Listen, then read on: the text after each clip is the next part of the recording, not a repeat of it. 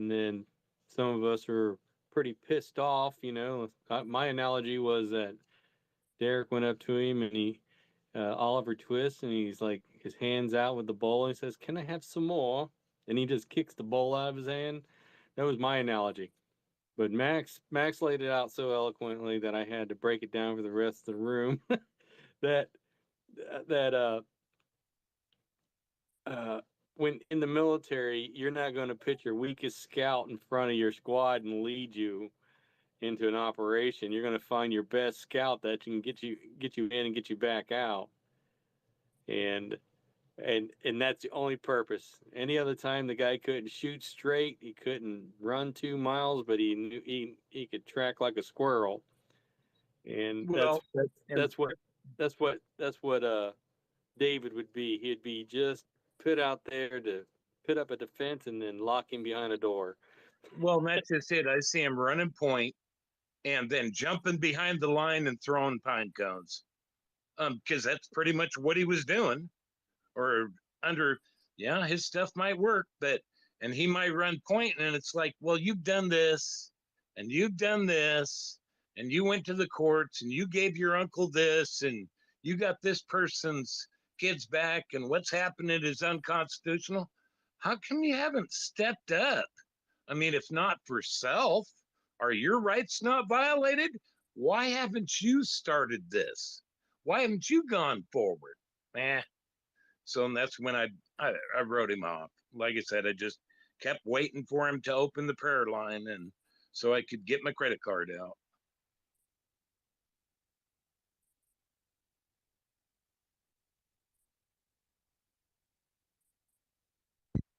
You remind me of when you were talking about that guy. That reminded me of whatever happened with Toto. Wasn't there like a Professor Toto?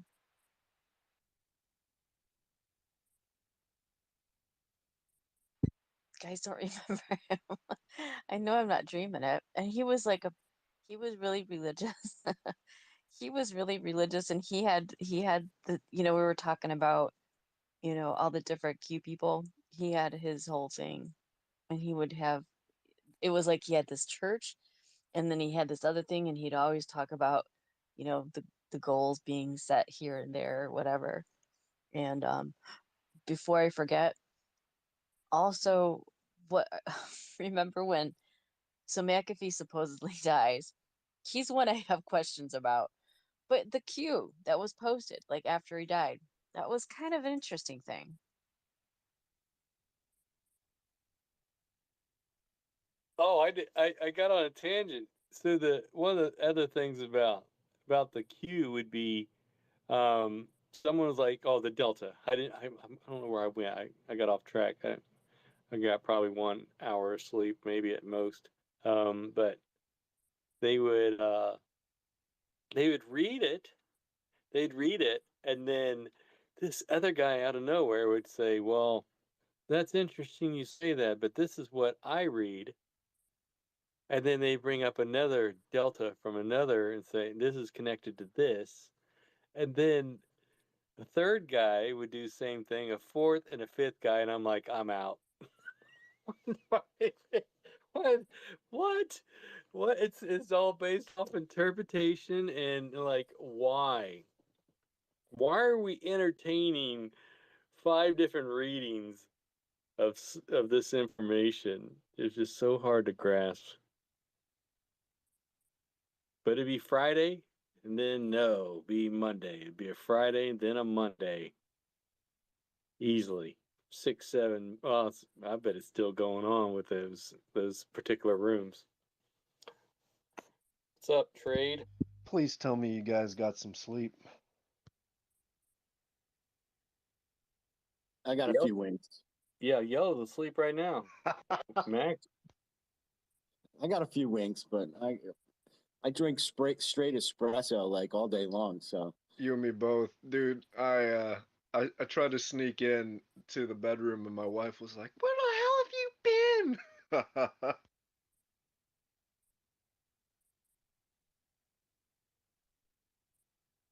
my wife's away for 10 days. Cat's away, might as well play.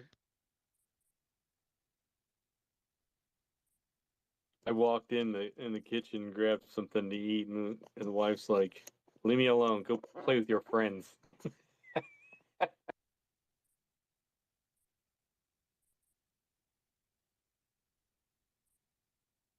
It's a therapy group. It just proves I'm not crazy. I mean, I have a friend who literally thinks I'm like the only person in the world who thinks the election was stolen. He has no clue. You know, New York City liberal. It's just nuts.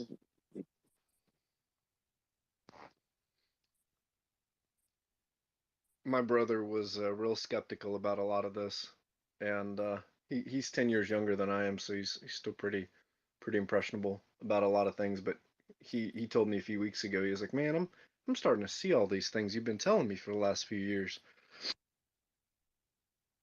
Well, the inflation and the food shortage I've been talking about for 2 years. So now that people are complaining about it, I'm like, I told you so. I told you so.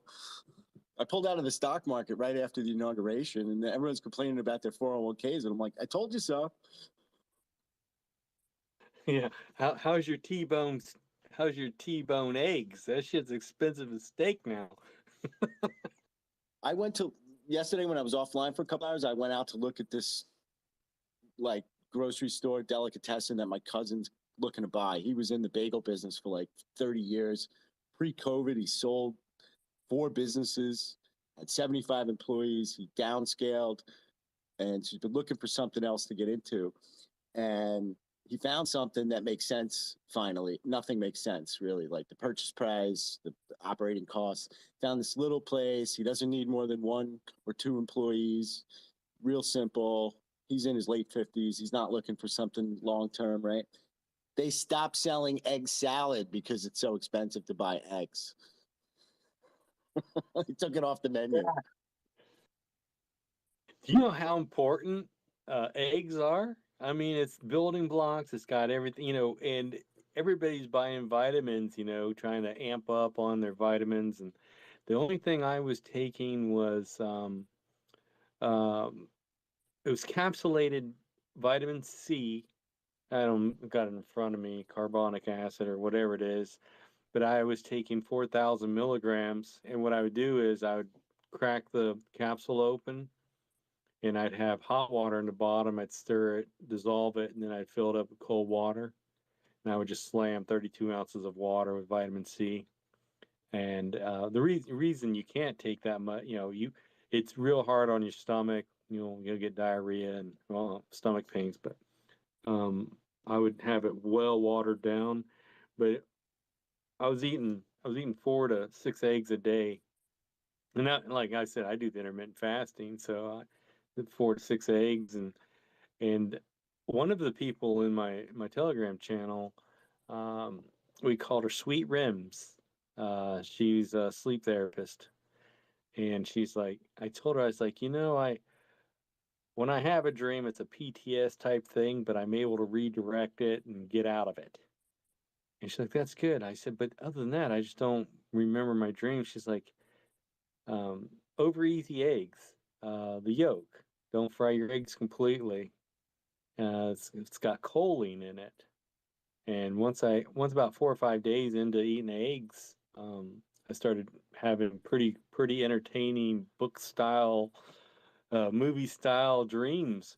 Um, but it's pretty I guess it's a unique ability to if you got a dream that's going the wrong direction to like, oh hell no, I'm wake up. Talking about the price of eggs, I remember as a kid, my grandma, when money was tight, egg salad sandwiches were, on the menu because of how affordable it was.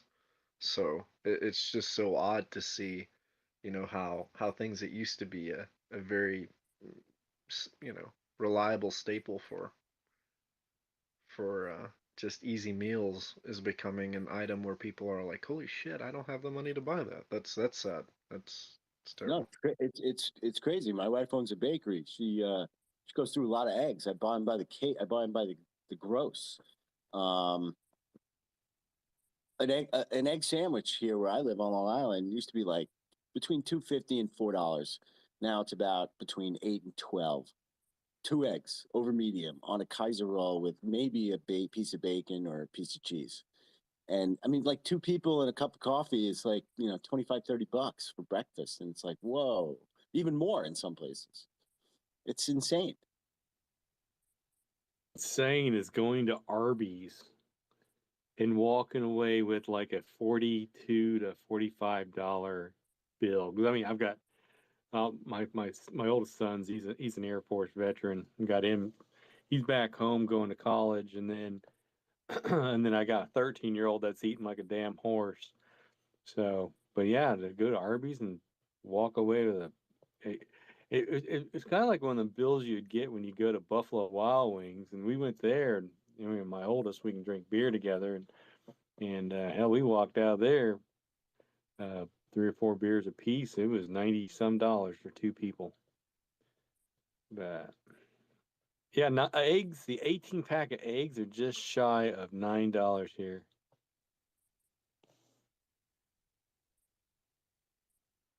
I paid $3.48 for a dozen here just last week.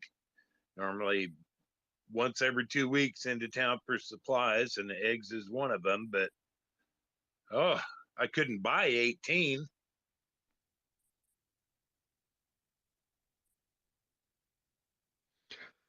I intermittent fast too, Bishop. So I protein, eggs it's just the easy and cleanest way to eat protein for me personally. But it's crazy how, again, something that you've bought for years, you're looking at, you walk out a Kroger or Harris Teeter, and you're like, what the hell did I spend $180 on? And you're carrying the bags. You don't even have a cart. And you spend almost $200 on food. That's nuts.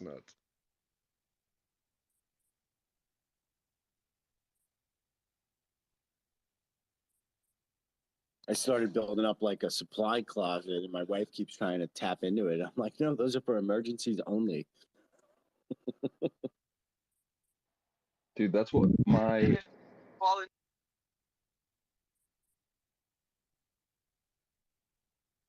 Nikki, I need your address because I'm a freaking Amazon you a damn new headset. Chris is saying the same thing. He's like, I'm buying you another phone. I have like my phone and like my charger is all fucked up, so I want to sit down. Like I can't stand, I'm like, so I have this really long charger that keeps like going on and off of my phone, and then I have this weird little tablet thing that I'm on now, and it's just fucked. It's the same thing. I'm like, it's driving me nuts. Driving me nuts. And about the egg thing, I had to laugh because my brother, he was buying all this dry stuff, and I'm like, I'm buying rice, I have grits, whatever. Well, he bought all this cake mix for some reason, and I'm like, you have all this cake mix, and it's gonna cost you a shitload of money because all of them require eggs to make. I'm like, it's just that was a bad investment, but whatever. That was kind of funny.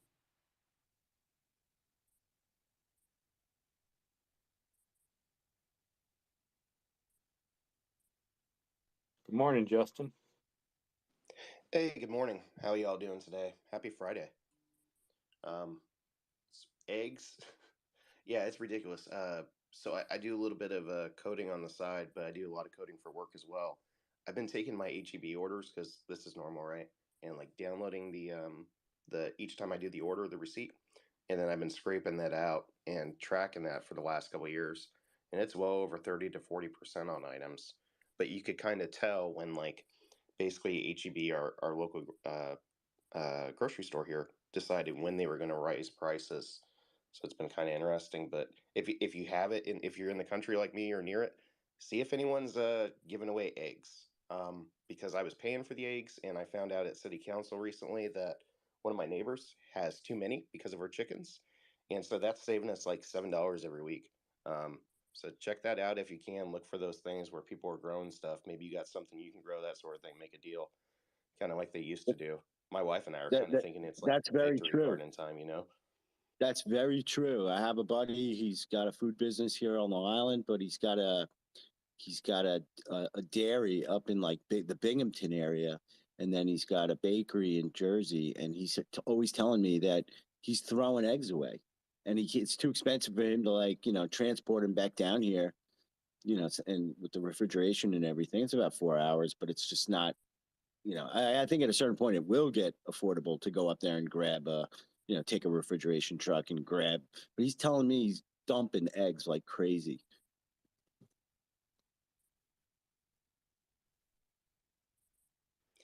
Has anyone else gotten to the point where they're like, your wife throws out an idea for dinner, you're like, this? No, per person, that's too much per person. We need something better. We can't sustain this sort of dinner every night. Maybe if we just skip dinner tonight, we can do a protein tomorrow. I tried that with our health insurance. It didn't go over well. No.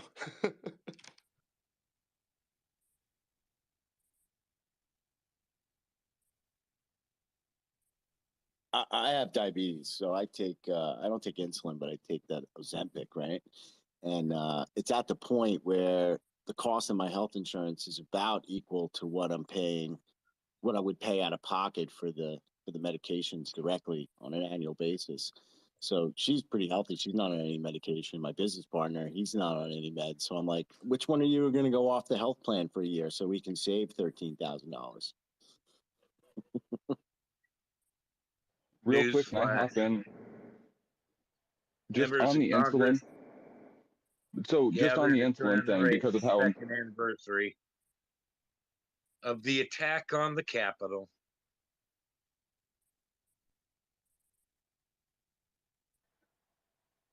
am I able to be heard? I've been rugging all day. Go ahead. All right, so the insulin is, I'm here in Dayton, Ohio. Insulin is not able to be found at 3 pharmacies that I'm at, and the 4th pharmacy is the only one in my area that has any. So I don't take it. I don't have any family members that take it, but when I went to pick my prescriptions up, she said she had been waiting a week, and this had been the 4th pharmacy she had been at, and they just don't have it in stock. So I just wanted to put that out there because I don't know what's going to happen with that. I don't know if it's a short time. I haven't looked into if there's a supply or manufacturing or transit problem, but might want to ask for an extra month. I don't know how all that works. I know it's got to stay refrigerated and etc. Yeah, no, they give me 3 months supply, but what I've been doing, I take a shot once a week. So what I've been doing actually with that and with my, I take blood pressure medication. I've been skipping, so I'm building up a 6 month supply. So I've been skipping here and there.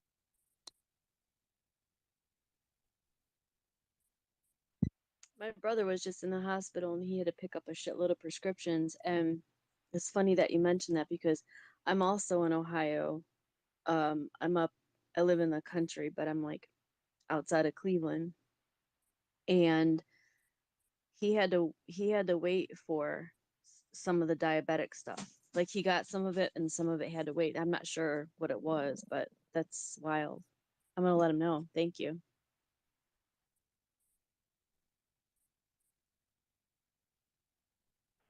Yeah, a friend of mine the other day was telling me that her son has strep throat, got a prescription, went to 2 different pharmacies, couldn't get, I can't remember what it was, antibiotic or what it was, but same thing, they couldn't fill it. And she had to drive from pharmacy to pharmacy and call it into the doctor's office and say, hey, I need a prescription at a different pharmacy because the one you sent me to didn't have it.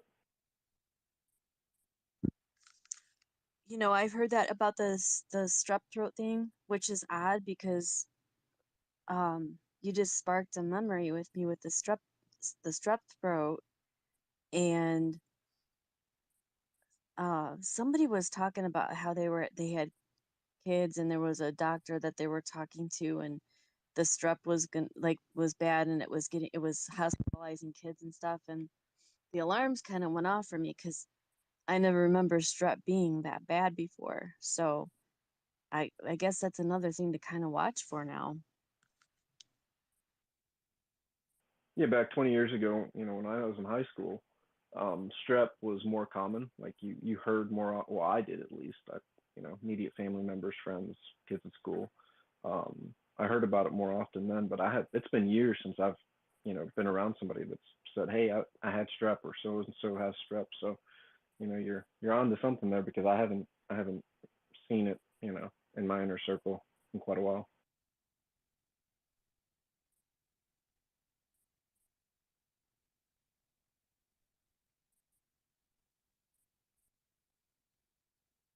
It hasn't happened out on Long Island where I am, but the pharmacies in the city are wiped out. They're closing because they keep getting hit by the shoplifters. And in New York City, you can literally sometimes there's like 2 or 3 or even 4 pharmacies on it at an intersection. Every company, like that's how crazy the drug industry is, and they're closing because they're just getting hit by the shoplifters because it's legal now. How is that supposed to work long term? Like, um, we went through this COVID thing, and it was clear that one of the issues was medical supplies, right? We were dependent on other nations for that supply chain, and then breweries, other companies here in the United States started making their own stuff. It just the idea of like CVS, that sort of thing, Walgreens, like those sort of things being shoplifted continuously. It makes me wonder what happens next time if we have these existing laws where we're not able to control those centers that were so basically vital as part of the response. If you can't provide security for those, if you can't keep people acting like maintaining their bearing and being Western people in there, then how are you supposed to control your response to a pandemic? I don't know. But um, man, I kind of lost where I was going on that point. I guess basically I was concerned about if this continues to happen, what those people that are actually dependent on going to that location to get their regular medications, that sort of thing, they end up with a CVS or a Walgreens being shut down because now, the one that was originally built to them, that's close to them, that, they're living off Social Security, they're driving down there. Now they got to go across town. Like, there's a lot of people that suffer from this. I do understand the desire to come down on people less for some crimes, but it does seem that, and it could just be social media constantly sharing those videos, but it does seem to kind of be on a slippery slope. And I don't know that we ever get back to something that's stable.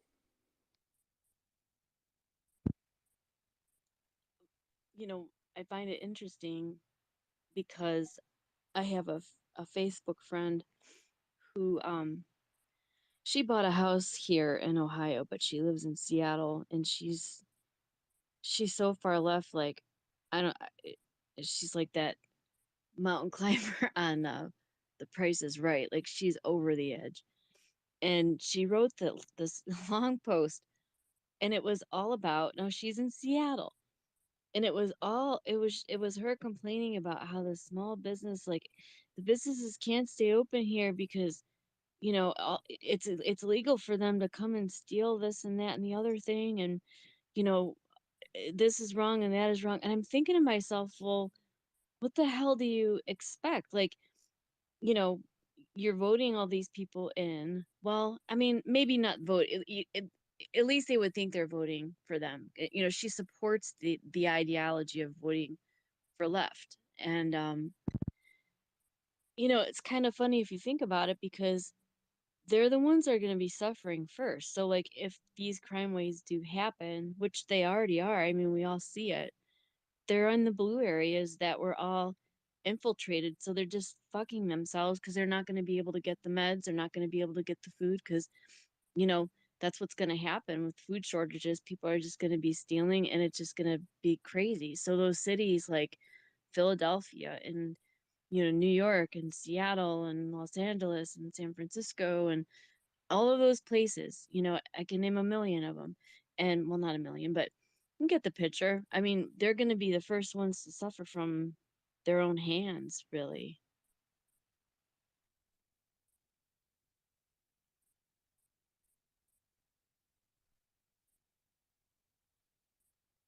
I give New York City about a week before it spirals into chaos when like real shortages kick in. I got a question, but I'm outside. Can y'all hear me okay? Loud and clear. Okay, so this is just a scenario that I've considered since the BLM riots started going on.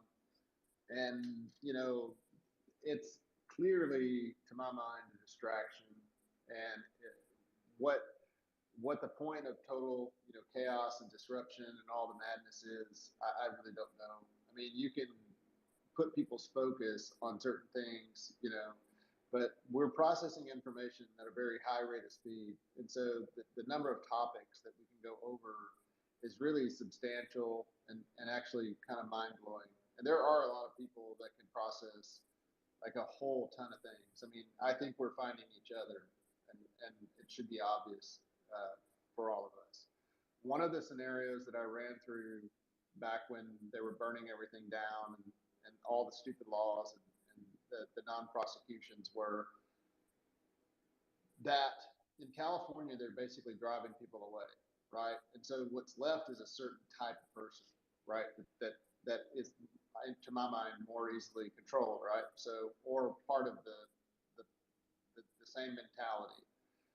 Beyond that, the next layer is when you put a place into ruin, like you can see Portland and those areas, real estate gets distressed. If there's a continuum of this problem, and the real estate market gets depressed, and you basically push everyone out. Like California is a nice place to live. The weather's great in most places, right? So if you push them out and you depress the real estate market down low, then other people get to come in and buy it up.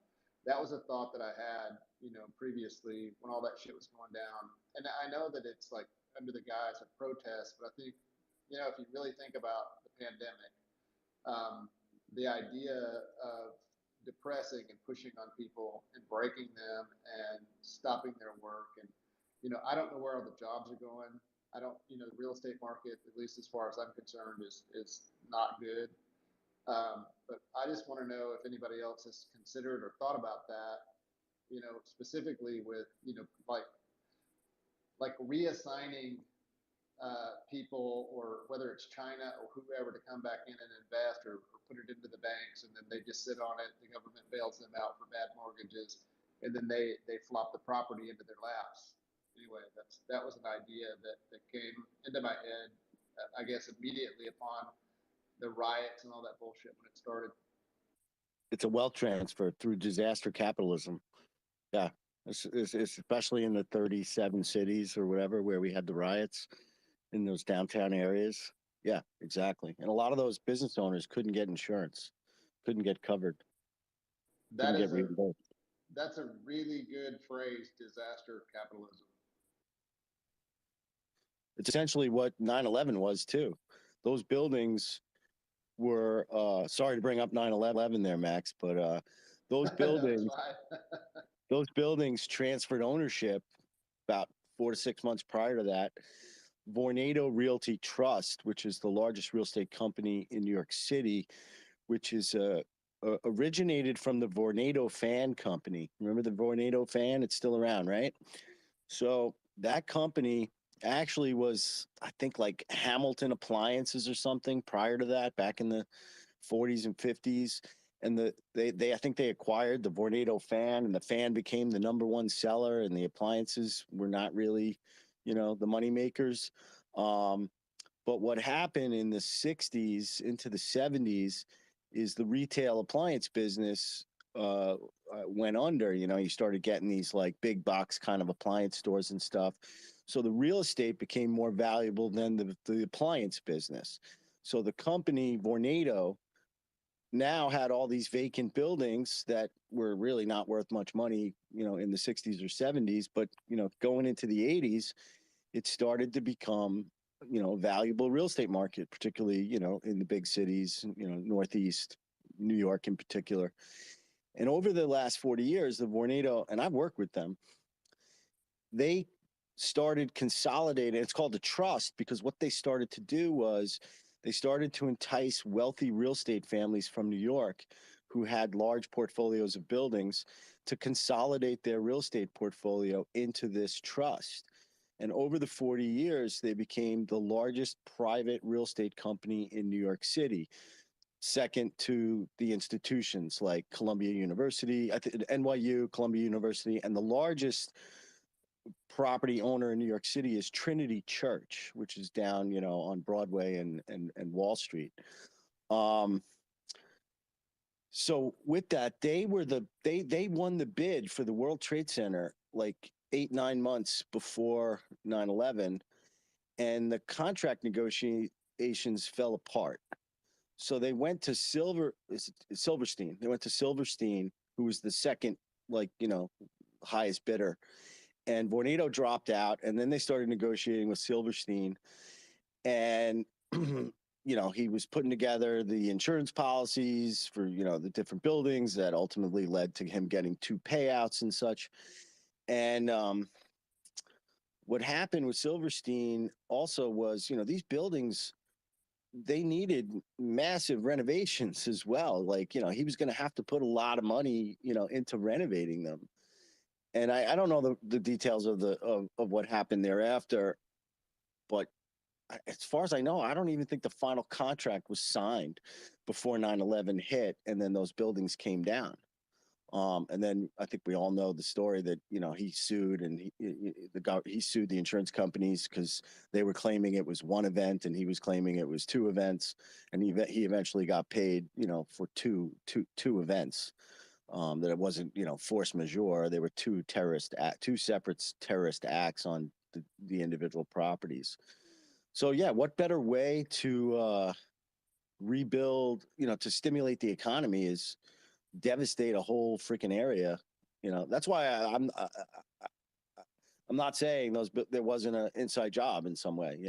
I don't know. There's I believe there's 17 or 19 pages of the 9/11 report that haven't been released yet. So we don't really know. But it happened before too. Urban renewal was another kind of form of, if anybody knows what urban renewal is, in the late 50s, early 60s, they started, the federal government started getting involved in cleaning out these inner cities and these poor neighborhoods that they declared, blighted. They wouldn't the banks were redlining and wouldn't loan money to these communities because the people who lived there, they were, Irish, Italian, Jewish, Black, Puerto Rican. They didn't make a lot of money, but they were neighborhoods. My dad grew up in these neighborhoods. My grandfather grew up in these neighborhoods, and they were safe and they were beautiful, and your kids played outside, and great grandpa had a grocery store, and they just came in and started wiping them out with this federal money, slum clearing programs. And then they started putting up all these housing projects, in the 60s and 70s, these high-rise, mid-rise, high-rise buildings. And they did the same thing. The World Trade Center was not just a residential community, it was a market community. My great-grandfather and his brothers had a banana business down there, exported bananas from Italy, and then imported them into Lower Manhattan and sold them at the Washington market. It was like the biggest market. But once the federal government came in and said, nope, this neighborhood's blighted, they slated it for clearing, and they tore it all down, and then they financed the World Trade Center in the first place. So it's not the first time they've done this. And they dislocated, thousands and thousands of people and put people out of business for the sake of progress. Yeah, that's par for the course, though, for the quote leaders.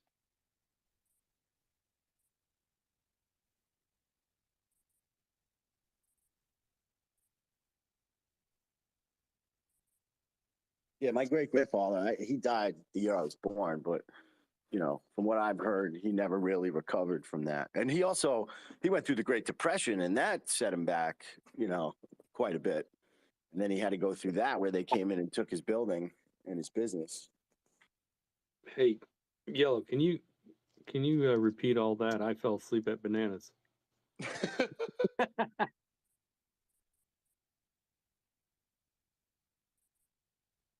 My great grandfather was the banana king of New York.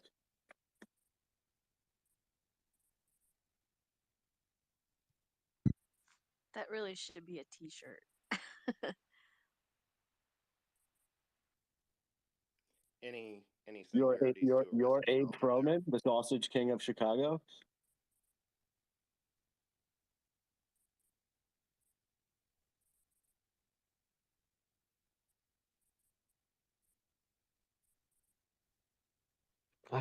I had about so since I've been on here, what, prior to Thanksgiving, what, end of October, I think. Um, I didn't write them down. I should have. T-shirt ideas. Arlen, can you remember them? Because I actually called them out. Do you remember some of those T-shirt ideas I had? Um, fuck. What was it? I He said. don't. He said, "Fuck checkers, play chess." FOMO, fear of missing out. What was the other one? Oh shoot! I ain't seen her in a while. Can't think of her name right offhand.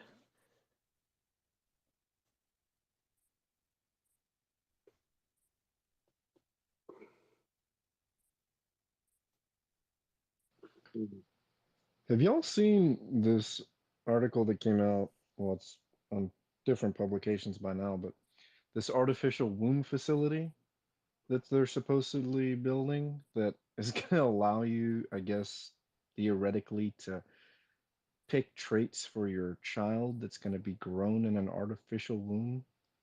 I mean, Yeah, I this, thought it was a video game at first, man. That thing Yeah. looked cool, and then I realized it was real, and I was like, this went from cool to I'm creeped out. Gattaca. It's eugenics. That's what it is. well, this is, I mean, when CRISPR, when that was, I don't remember who that doctor was that did the gene editing for those unborn children in Asia, and the story went viral, and everybody was like, "Oh my God, are we really doing this?"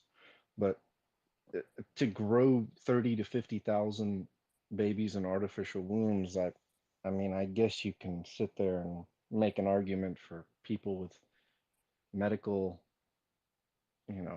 predispositions that don't necessarily allow them to safely have a baby, but this is, wow, it's crazy stuff. Because I guess this is CRISPR technology that they would be using to do this, to gene edit. That's scary shit. Think about how the vaccine has caused sterilization issues and miscarriages, and the numbers gone up. And I didn't realize, like, when I saw that, I'm like, that's just fake. I didn't even click on it because I was like, that's just too bizarre to be real. So, but when you guys are talking about this, the first thing that came into my mind is like, if they've destroyed um, the ability for people to actually successfully like carry a baby, then that's the only option, which is nuts. I could understand a dozen, maybe dozen machines, not a stadium worth. Isn't it the image? Wasn't there like hundreds upon hundreds of these little pods? The article I'm reading is saying 30,000 a year. They're also now claiming that we're underpopulated all of a sudden. So now we're not overpopulated, we're underpopulated. So they need to create babies. Wow, Bill Gates has been successful. But don't the elites don't they eat babies? Adrenochrome. Nikki, you need to go stand in the corner. I have a friend in Dayton, Ohio. I'm about to ship him a headset and ask for delivery. What did I do now? Sorry.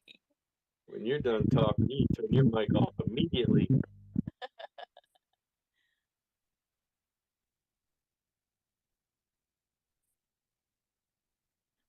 With the going back to the redlining, I saw an article. I think it was early 2021 in the fall, about the redlining, learning about that, how the banks would act, and I believe also examples out of Boston, where a neighborhood was basically bombed by the local police department as a way of getting people out. Hopefully, I didn't fall into misinformation there on that link. Um, but for that, that has long term consequences where the way roads are laid out, the way infrastructure invested in, that creates problems going forward for generations because you're not investing in your infrastructure the same way you would for all. And the other thing, going back to the theft in the stores, all these stores that are encountering consistent theft, vandalism, riots across the country, you know, yeah, insurance companies are paying out, but how does that affect us on a personal level as consumers when we go to get insurance rates for vehicles, homes, etc.? I kind of think that if we've got increased costs for insurance companies, for both life insurance companies, for higher deaths this year compared to previous years before the pandemic, so they've got more payouts. You've got shops being shoplifted, so you've got loss there. You've got buildings that are damaged, so you got loss there. Like it seems like it's really just going to drive up as another one of the bad things about it. Another one of the negative results of this is it's going to drive up the cost of us having to get our own consumer insurance for whatever we do because the cost is passed on to us. Um, so yeah, it's like it's got a lot of different tenets that go out. And if you think about Henry Hazlitt's broken window argument, it's even if I hate talking about 9/11, but even if let's say 9/11 planned by the government, um, or not, either way, when a disaster happens, I don't doubt that people would move into position to try and take advantage of that financially. Um, yeah. I never heard about the bombing in Boston, but what they would do is they were supposed to have these like relocation programs. So they would depress a neighborhood. They would drive the minorities into the communities, and then the white people would flee to the suburbs. And then they wouldn't loan anybody money to buy a house or fix up their house. So you were essentially forced to sell it. They did this when they built Penn Station too. Like the Pennsylvania Railroad Company, like set up companies and hired people like layers and layers of shell companies to like buy up the entire area so that they could acquire enough land to build Penn Station. It wasn't till years later that it was revealed that they used these kind of covert measures to and it wasn't a that area was called the Tenderloin. It was really like the nightclubs and the brothels and the burlesque shows and the steakhouses, and it was like a really raunchy area. It wasn't like a great part of New York City, but they had to covertly acquire. It's very difficult to acquire land in New York City. People buy it, they hold on to it for decades, if not centuries. Um, so yeah, that's what they did across the country as well with this. I forget what it was. Title one of these title programs that they created. It was a bunch of them, a series of them. And here in New York, we had Robert Moses. I don't know if everybody's ever heard of him. There's a really great book about him called The Power Broker. It covers that. And then there's another book called I think it's The Decline and Fall of American Cities by Jane Jacobs. And she exposed the whole, corruption and illegality of and intimidation behind the whole title program. I can't remember the name of the book, but her name was Jane Jacobs. She lived in one of those communities in New York, and she's like, "What's going on here?" And then another friend of hers alerted her who worked for the government. And so she went up to Boston, and she's like, "What are you talking about? This neighborhood's not depressed. It's just like my neighborhood in New York City. Why are you gonna tear this neighborhood down?"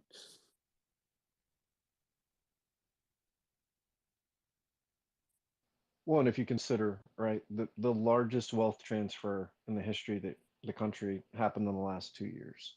So the middle class has never been, arguably, the middle class and the lower middle class has never been under the strain that it's been um, in the last, what, let's say 36 months since the beginning of all this. So you were talking about insurance because of the theft with these smaller, smaller stores.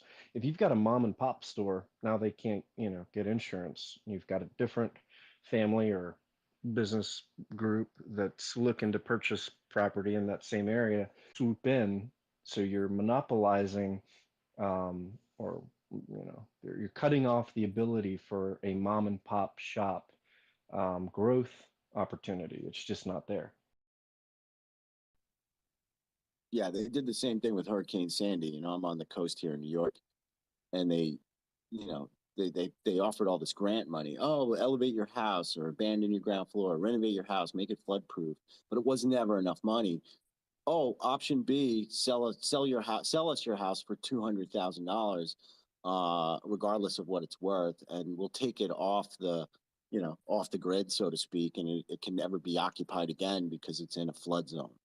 Okay, I've lived on the water for 60 years. My grandfather lived here before me. It's tidal. It hasn't moved an inch in 60 years. We had a couple of bad storms, and you know, you recovered from the storm, um, but it hasn't moved an inch. It's all a lie. What code? What code were they using? Using a Florida code, or I mean, what? No, they have What a FEMA Appendix G for flood zone. So anybody in a flood zone with financing on their property has to have flood insurance. If you don't have financing, you don't have to have the flood insurance. No insurance company will cover you. So the federal government covers you. They give you up to $250,000 for structural damage to your home, and they'll give you up to $100,000 for contents in your home if you're damaged by a flood. But you know, in real estate in New York is 500, 600, $1 million. You know, like it's more than that. So for you to replace your house if it was substantially damaged during the hurricane, it's not going to. The insurance they gave you is not going to cover it. Even the grant program money wasn't going to cover it. So they gave people this opt out. Oh, sell your house. I mean, you could try and sell your house then to someone else, and a lot of builders did come in and buy up houses privately, knock them down, and then rebuild them flood compliant. But everything's in the once your house is substantially damaged, you have to, if it's declared substantially damaged, or if you're going to improve it more than 50% the value of the structure, not the land, just the structure. So if it's worth 400,000, if that's what your tax assessment is, if you spend 200,000, you have to lift your house, you know, to meet the new floodplain requirements. So a lot of people didn't have the money, so they either sold it off to sort of predatory developers and builders who came in, knocked it down, and built a flood compliant house, or they sold it to the government. I think more people sold it privately. They got a little bit more money through a private sale. So I think the government failed in that regard. But I do know a few people who did, like a bunch of little old ladies who were like, fuck it, I'm getting out of here. Give me the 200 grand. I'll go somewhere else. Life and Death of the Great American Cities, Jane Jacobs. That's the name of the book. I just found it. And each time they go through that, each time you have an older subdivision or just a collection of homes that weren't a part of a subdivision, and those are taken down, and then you have a developer put up something, you know, trying to control 50 homes in an area with individual owners that built them home themselves or they got some family, that's difficult to do. Telling a developer who's building 400 homes for you over the same amount of property that you want certain things to happen as the government, that's easy. So each time this happens, the government, man, I'm sounding conspiratorial. The government basically gets more control because whether it be replacing individual homes with subdivisions made by major developers or replacing small business during times of like during the pandemic, by getting rid of those, you end up with chains. You end up with national companies taking their place. It's rare that small businesses come back, um, and so the larger corporations are easier to control. And so when it comes time to lock down in a pandemic, now instead of having all these individual companies standing up for themselves and challenging your system, you end up with people that are in the C-suite that you're like, hey, CEO of this company, you should enforce mandates for the vaccine, and you should do this. And they're like, yep, we'll do. And then all those people that previously worked for an individual employer, an LLC, that sort of thing, instead of working for someone who's going to stand up, now they're under the government control basically because no one's going to challenge the system because the CEOs, that sort of thing, they're a part of the system. They're getting their way. So each time you basically end up with more control for the government for each one of these iterations you go through, whether it be getting rid of individual homes for a subdivision or getting rid of small businesses for chains. That's why I always say it's a war of attrition. They just wear you down with regulations or requirements because like with the Sandy analogy, it doesn't end with like the person, who was victimized by the storm. If you decide to stay and you don't do anything and you just do a quick cleanup, fix up, and you don't, if your house wasn't substantially damaged and you just did a quick cleanup, fix up, when you do go to sell your house, um, we have such an inflated real estate market here that like the buyers come in, they don't do their due diligence. They buy a house that's like 50 or 60 years old, and then they go, oh wow, I want to gut it. I want to, do new kitchens, bathrooms. You've got to comply with all the floodplain requirements now. B, you got to comply with all this energy code stuff that's insane. I was telling people the other day, I just did my continuing education for the year and right before the end of the year, and everything has shifted from life safety to carbon sustainability, and the energy code is like going. The requirements are becoming impossible for people to comply with them with older buildings. And so that new buyer comes in, and he overpaid for the house, and then he says, "Oh shit, I'm going to do more than 50%, work on the house." And they tell him, "Oh, you got to elevate your house," and then that costs somewhere around 250, 400,000, 250 to 300,000. You're better off knocking it down and building new and building it, compliant at that point, rather than wasting your money lifting an old structure up. So like, and then it's like, what the fuck? I overpaid for this house. Oh my God, I got taken to the cleaners. So, buyer beware, do your due diligence.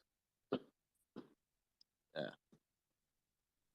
It's they just they're making it so that the average person can't, buy a home or even, maintain it or fix it up. It's going to be just the uber wealthy that can afford it. The I Klaus absolutely agree Schwab with that. mentality of you will own nothing and you will be happy.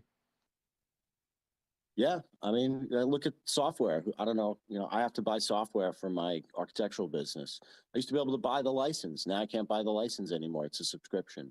I have other, ancillary software I have to use, cost estimating or structural programming or just graphic design stuff. Adobe. You can't buy Adobe anymore.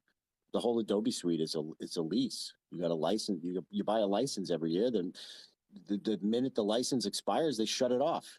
You don't have access to the software anymore.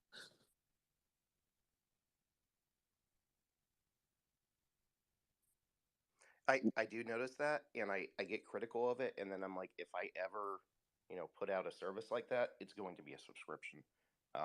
One of the things I'm planning on doing soon is putting out training for the Python programming language under my name. So I'm going to be putting out free content under that, but I do eventually, once I've got a brand, if people like it, to do Patreon or locals or that sort of thing, because it does seem like you can sell a course, you can sell product to someone, you get a one-time payment. But if you do a subscription, it does seem like you make more money long term because people, Americans specifically, don't seem to want to invest the time to follow up with someone to cancel a subscription. Like there's some sort of mental block. Um, I don't think it's healthy. I don't think it's a good thing, but I do think it's a good way to make money per se. Can I change subject for a minute?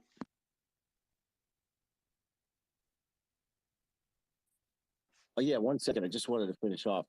So Okay. I would buy these licenses. You can go next. I would buy these licenses, right? And the software would be good for a couple of years. I wouldn't have to spend $3,000 per license for a couple of years. And then because I already had a license, the renewal for the license would only be like half the price, $1,500 per license. I had like 10 employees at one point, so I'd have a license for each workstation. And I could finance it, so I could, pay it monthly. Now they don't even allow it, the financing. A buddy of mine has 20 plus employees up in Boston, and March 1st he's got to come up with like 40 grand every year just to pay for the license renewal for his employees. So that's another added expense that he can't finance. He has to have the cash up front. And they they're really putting the screws to small business on this. It's crazy. If anybody runs a small business, they know what I'm talking about. They're making it impossible to survive.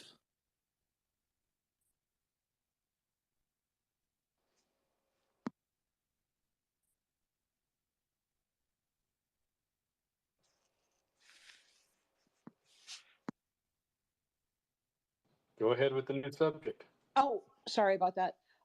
There is a case at the Supreme Court Justice today. I don't know if anyone knows about it. It's called the Brunson versus Adams. And basically, in a nutshell, Brunson is suing or not suing, but went to the state court, the Supreme Court Justice, stating that a successfully rigged election has the same end result as an act of war. This is in front of the Supreme Court Justice today. Don't know if you know that or not. Yep, we're aware of it. I think last thing I heard, we probably won't hear anything until Monday. Okay. Yeah, because I just saw that the new California did an addition to, they're sitting on top of it waiting to see if this is going to go through, which I think that's going to dirty up the subject a little bit, but it'll be interesting if we hear anything. It's just a conference day. I think they haven't taken the case. They're going to hear argument. They're going to hear, I think, arguments whether or not they're going to take the case, and then it's going to take a minimum of 4 justices to accept it, or they could dismiss it or kick it back down to a lower court. But they skipped at least one level of the court system to hear this conference today. Correct.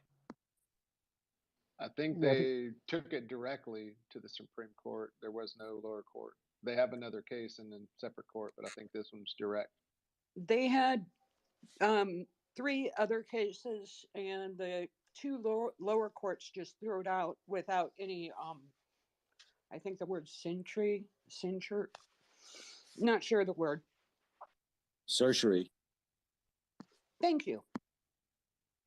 Well, that's what happened with a lot of these cases 2 years ago, right? Is they just got thrown out and evidence wasn't really presented. So, I mean, there's a lot of eyes on this case, particularly because of, the leg it's standing on from a constitutional standpoint. So it'll be interesting to see what happens. Agreed.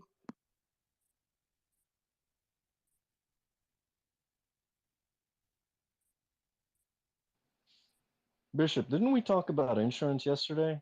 Where if you file a claim, I think it was Arlen that was talking about filing a claim or at least trying to file one, and then it shows up on your record, and then it prohibits you from being able to open a new policy. Yeah, that was me. I was saying that I tried to file a claim for displacement insurance, and they told me I didn't have displacement insurance. So then I would try to go to another company because I was pissed off at that company because that I'd been paying renter's insurance for a decade or so, and then to come to find out that they're not going to help us after we get burned out of our apartment. So I tried to go to another insurance company, and they said they couldn't take us because we had just filed a claim, and they can't take any new clients or whatever customers that have a claim within 3 years. And I'm like, but the claim never got the claim was illegitimate because the claim was based on me trying to get something that I didn't have, so it shouldn't be on there anyway. They said it doesn't matter as long as they put it on there. We can't help you. So Pre-existing condition. it's crazy, a pre-existing condition without the condition. Pre-existing. Right. Well, that's why I'm asking. A friend of mine just texted me and he goes, his house got struck by lightning, and he's looking to file a claim, and the insurance company's threatening to drop him if he files a claim because of the amount of damage. I don't even understand how that's possible. They'll pay the claim if it's legit. They'll pay the claim and then they'll drop him because they want to. there's no other reason other than they don't want to. They're going to drop him because of the damage or whatever. They have a right to drop him after the fact, but they can't pay. They got to pay it out first, and then they can drop him. Yeah, that's what they're saying is they'll fill the claim and then they'll drop him afterwards. That's exactly right. Right, and then he'll try to go somewhere else, and they'll deny him because of the claim. That's the racket that he'll have to go through. Now, that's not to say no one will. Just the main ones won't. Allstate, State Farm, Farmers, they may not take them. You may have to go to like a Lemonade on, Lemonade is an online insurance company that out of New York. They pretty much take anybody and everyone. They don't care. It seems like, um, but yeah, he just won't be able to stay with them. But the hard part will be trying to find somebody who will accept them after the claim.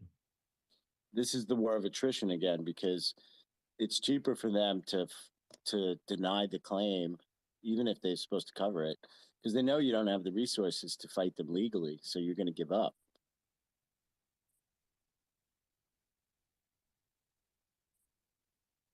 It's just so mind-boggling. It completely defeats the purpose of having insurance.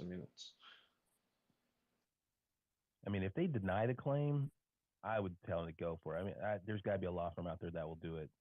If not pro bono, close to it, because the insurance companies may have the money to fight, but they also have money to lose. So people hate insurance companies. So I'm sure there's a law firm out there somewhere. He may have to search, but I'm sure there's one out there that would love to take on that case, especially if they deny the claim and it's legit, act of God, if you will, or Mother Nature anyway. And he has, if everything about the policy is up to snuff and they deny paying it out, he should sue their pants off. If it's a matter of them paying the claim off and then dropping them, well, there's nothing he can do about that. You reminded me of something there, Arlen, with the flood insurance program. So the insurance companies won't cover you. So the federal government covers you, but then they just you buy the insurance from an insurance company, but it's the federal government that's guaranteeing it. So they're just a processing company at this point in time. So they take their cut, they sell you the insurance. If your house is flood compliant, your insurance is still reasonably affordable. Could be $700, $1,000, $1,200 a month, a year. If your house is not compliant, there was somebody I was one by. He was on here the other day saying he was paying upwards of like $9,000 to $14,000 because his house wasn't flood compliant. He was making it flood compliant, but not until it was deemed flood compliant with Appendix G, the FEMA regulations. He still had to pay these exorbitant insurance rates, which was driving people away because they couldn't afford these premiums. Yeah, it's a racket. It's in the COVID, with the mandates. The hospitals mandated the vaccine because they know that it's cheaper to fight the couple hundred or a couple thousand employees who won't get the vax versus the thousands of employees they would have to lay off if they didn't enforce the mandate, because then the state would not give them the Medicare money. So it's an extortion from the top down, from the federal government to the states. And they're like, okay, we'll fight these legal battles. That's cheaper than having to shut the hospital down and lay 20,000 people off. All I know is the NFL is they're like rubbing their foreheads right now in a sigh of relief that Hamlin is waking up and talking and no longer on the feeding tube and stuff like that. Because if he died, oh my God, not to say that lawsuits aren't still coming, but it would have been greater. It would have been a greater lawsuit if he had died after after that, all this has taken place. But apparently he's up and alert and he did a Zoom call with the team and stuff like that. So it looks like he's on the mend. But it'll be interesting to see if anything still comes from it. And is the NFL going to go out of their way to help pay for this man's bills? Get him back up? Because the question really, here's a bigger question: will this man be able to play football ever again? I mean, what team would take that chance of a second hit, second heartbeat stopping, whatever? It's going to be an interesting rest of the season for sure. Oh yeah, they're just going to pay him off. That's for sure. He'll probably never play again. Although there was a soccer player who died in Europe and came back and he's playing again last year. I forget his name.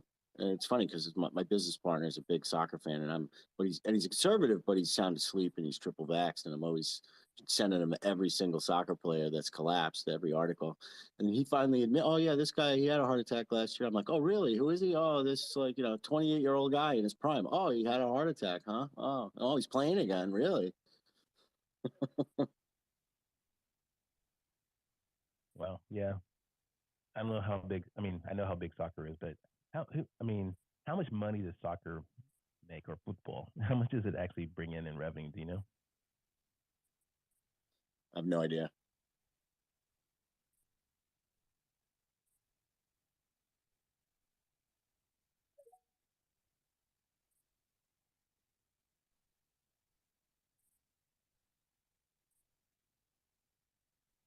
FIFA revenues in 2018 were over 4.6 billion worldwide. From 2015 to 2018, cash reserves of 2.7 billion now. So looks like a good amount of money just for that organization. So I'd imagine it'd be larger than that. When you consider how popular the sport is internationally and how many products aren't being fed money into FIFA. The NFL was 11 billion last year. Wow. So if the NFL is 11 billion and you said soccer was what? 4.6 over a 3-year period. I mean, that's pretty amazing. I mean, I did not realize that. No wonder it's popular. I mean, they're making some serious dough, and I guess they can afford to advertise all that kind of stuff. I would have thought baseball would have been in second. Well, how much is baseball? I mean, I know no one just pulled that up, but that'd be interesting. Like, so NFL is clearly on top, unless NASCAR or something else beats it, but I don't think so. Maybe basketball. Basketball beat NFL. I guess we need to look who was the top grossing sport. I thought it was the NFL, but hang on, switching to the laptop instead of the phone for this.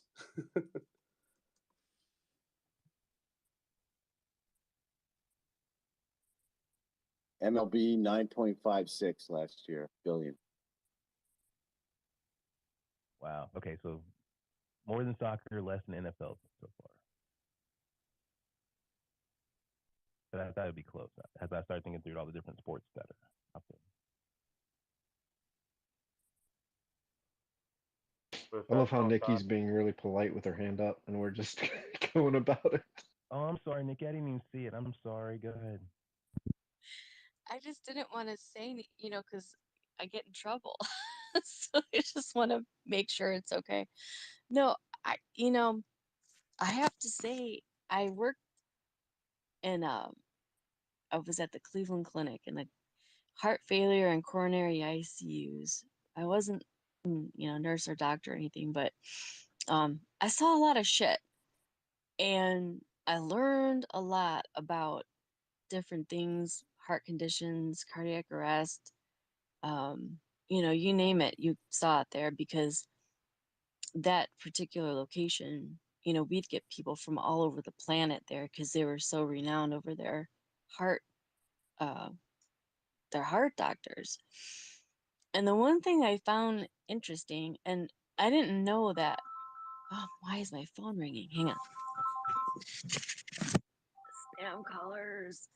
The one thing I found interesting when you said, I didn't, because I hadn't really, um, you know, followed this guy too closely to see like how he was progressing. But when they said that he was intubated, it's like they brought him back and he was intubated with cardiac arrest. Like generally, my first thought was, um, it is a therapy where I can't think of what it's called right offhand, but if somebody goes in a cardiac arrest, like basically they have to keep their body cool. Not everybody, but a lot of them, they would have to keep their body cool, so they would keep the inflammation down, keep the brain inflammation down, and basically after. You're right. You're right. That's a real thing. I don't know what the name of it is, but yeah, that's a real thing. Go ahead. And I was just curious, like, I don't know if anybody said anything with that, but like I've seen people when they were coming out of that, and it's not just like you're just coming out of it and you're okay. Like if he was intubated, he was not, like, he had to be to the point where, you know, he wasn't able to manage things on his own, whether it is, they needed to do that therapy on him, or if they, whatever the case may be, like that's not generally like if people are intubated, it's because their heart's not working to do whatever it needs to do and they have to help it. And I can't imagine when you said he was talking on a Zoom call, like that that's very surprising to me. Knowing, like, after seeing patients and especially cardiac arrest patients, like the the timing, especially like you have to do CPR so effectively. So, I mean, I'm sure he's got the best doctors on the field, but they had to do it like I just can't imagine that I don't know. That's wild. It'd be nothing short of a miracle. Well, Well, to put my tinfoil hat on, I mean, the feds did show up to the hospital. Who knows what medicine they gave him? well, and we're heading down that alternate theory thing, and now there's one out there where a guy is talking about how and it really doesn't have any, I mean, a direct connection, but they're saying, hey, isn't it interesting how the ambulance that was on the field that took him out of the stadium is not the same ambulance that arrived with him at the hospital. that's one that's one alternate theory that's going on now, that something's amiss. Like, and then for what you're saying now, kind of makes me go, you know what?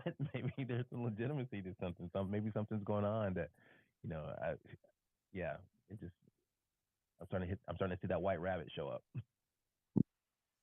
I'll take you there every time. I can't help myself, but yeah, I mean, cardiac arrest is nothing to fuck around with. And, you know, even if somebody goes into a cardiac arrest in a hospital setting, it's, full code. They're going, they have to do everything to save the person. And I mean, what is it? I think it's 4 minutes. If you're 4 minutes without oxygen, your brain cells are starting to kind of fail. So you have to be able to have that CPR done so perfectly for the entire time before somebody else comes over and they take over the CPR. I don't know. It's just very surprising to me.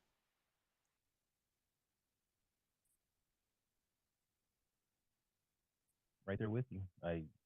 Yeah, I mean, I wouldn't be surprised. I mean, there's no way to prove it, and I don't know what the advantage would be for them to be lying about his health, especially if he turned out he really was dead or something. Like all of a sudden they announced, oh, he was doing so good, he was talking to him, friend, and then boom, he died. I don't know, because again, that possibility would have to require a ton of people being paid off. Like the whole entire football team, staff, everybody would have to be paid off in order to keep that going. So What if that is a stadium ambulance and prevent from any preferential treatment of any sort? It is unbadged.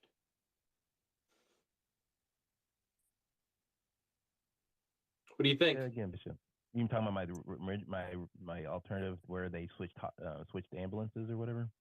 Yeah. So that maybe it was an actual dedicated ambulance for the stadium. It is an older ambulance I mean, it's not looking like the other one.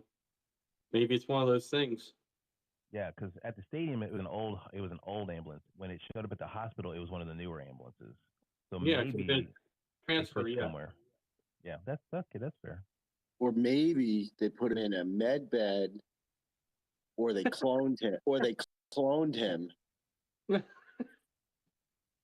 Using that breeding And then- chamber we talked about earlier for CRISPR, right? and then they gave everyone their Nasara Gasara.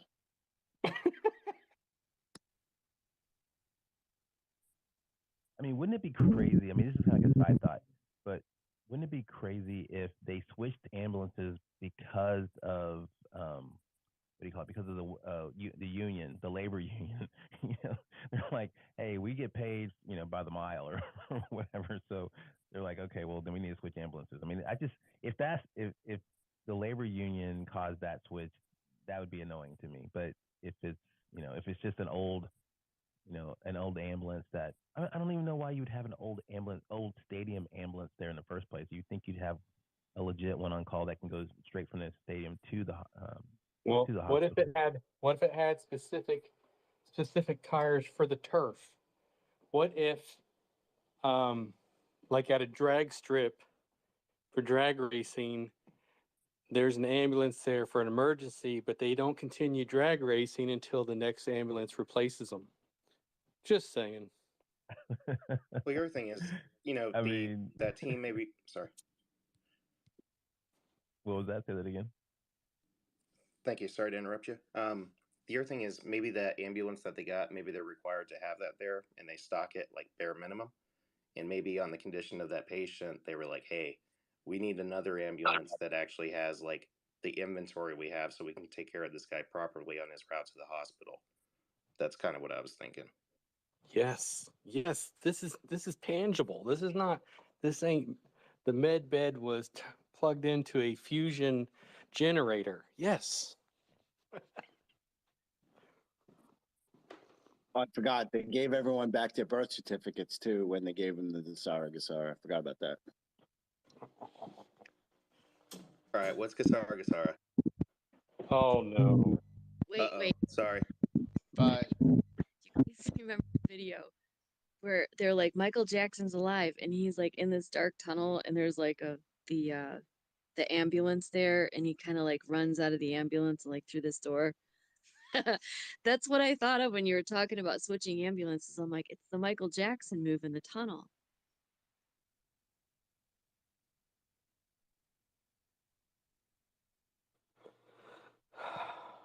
Who want to know about just Sarah and the Sarah? I asked about it, and I'm not sure I should have. Yeah, well, what you do is just go ahead and type that bad boy right in Google, and we'll see you in 24 hours. Yeah, I think I'm gonna pass. Thanks, though. You want to gotta make sure climb the safe mountain. search is on.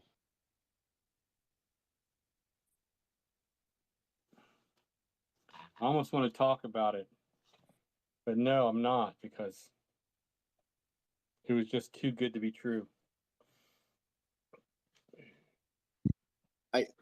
Bishop, I met someone on Telegram that literally went to the bank to try to exchange their US dollars for their Nasara.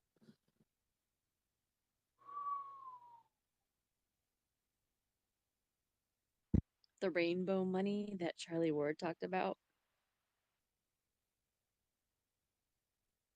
Yeah. Hell, I remember way before all this. You guys ever remember seeing the Amero? You ever heard of that? The Amero?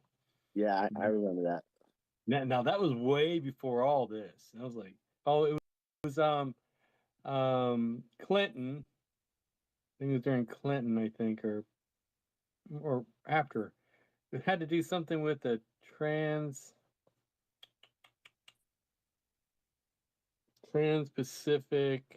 No, NAFTA with NAFTA, I think.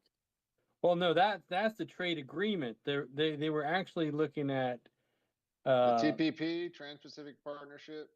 yeah, cutting down the middle of the United States and making this massive transportation piece and just stealing people's property and yeah. I was about the same time frame when Amero came out. I mean, like I went from boots to suits and then became account manager with JB Hunt. And it was a tough go, man. It was my first civilian job. And to go to find out once about the third month, I'm like questioning my existence with the company. And I got pretty good. I got good with the production manager. Our office is right next to each other, and she called me over. She's like, "Why are you getting your loads at 3 in the afternoon?" I was like, "Well, that's how the shipping manager does it." She's she's like, "There's no damn excuse. I give her the shit at 8. She should be done by 10, or she should be done with the scheduling the what she needs by 9 or whatever it was." And so Missy put the hammer down on her, and then because I mean I'm new, I mean I'm just taking the blows, man. And once I started getting the loads, I was done by 1 o'clock, and so I was a contract service or a dedicated contract service. I had to stay there, show face till 3, so I was once I got the hang of it, and once they found out that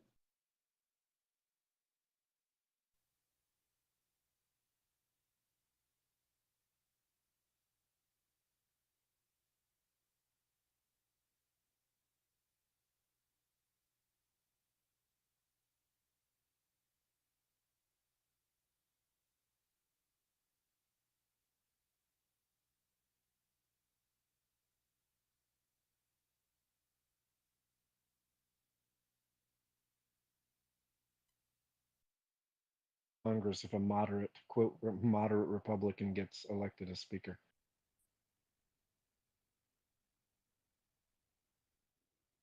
With that, I mean, okay. I wouldn't be too sad if Matt left, but It's just a strange, a very weird position to take. yeah, It's not I don't very. like he doesn't have enough political capital for me to be like, oh no, now I need to adjust my stance. But Yeah, I got to take 10 steps to the left now. Gosh damn it. Justin, you need to try to invest more into Matt. Okay, it should matter.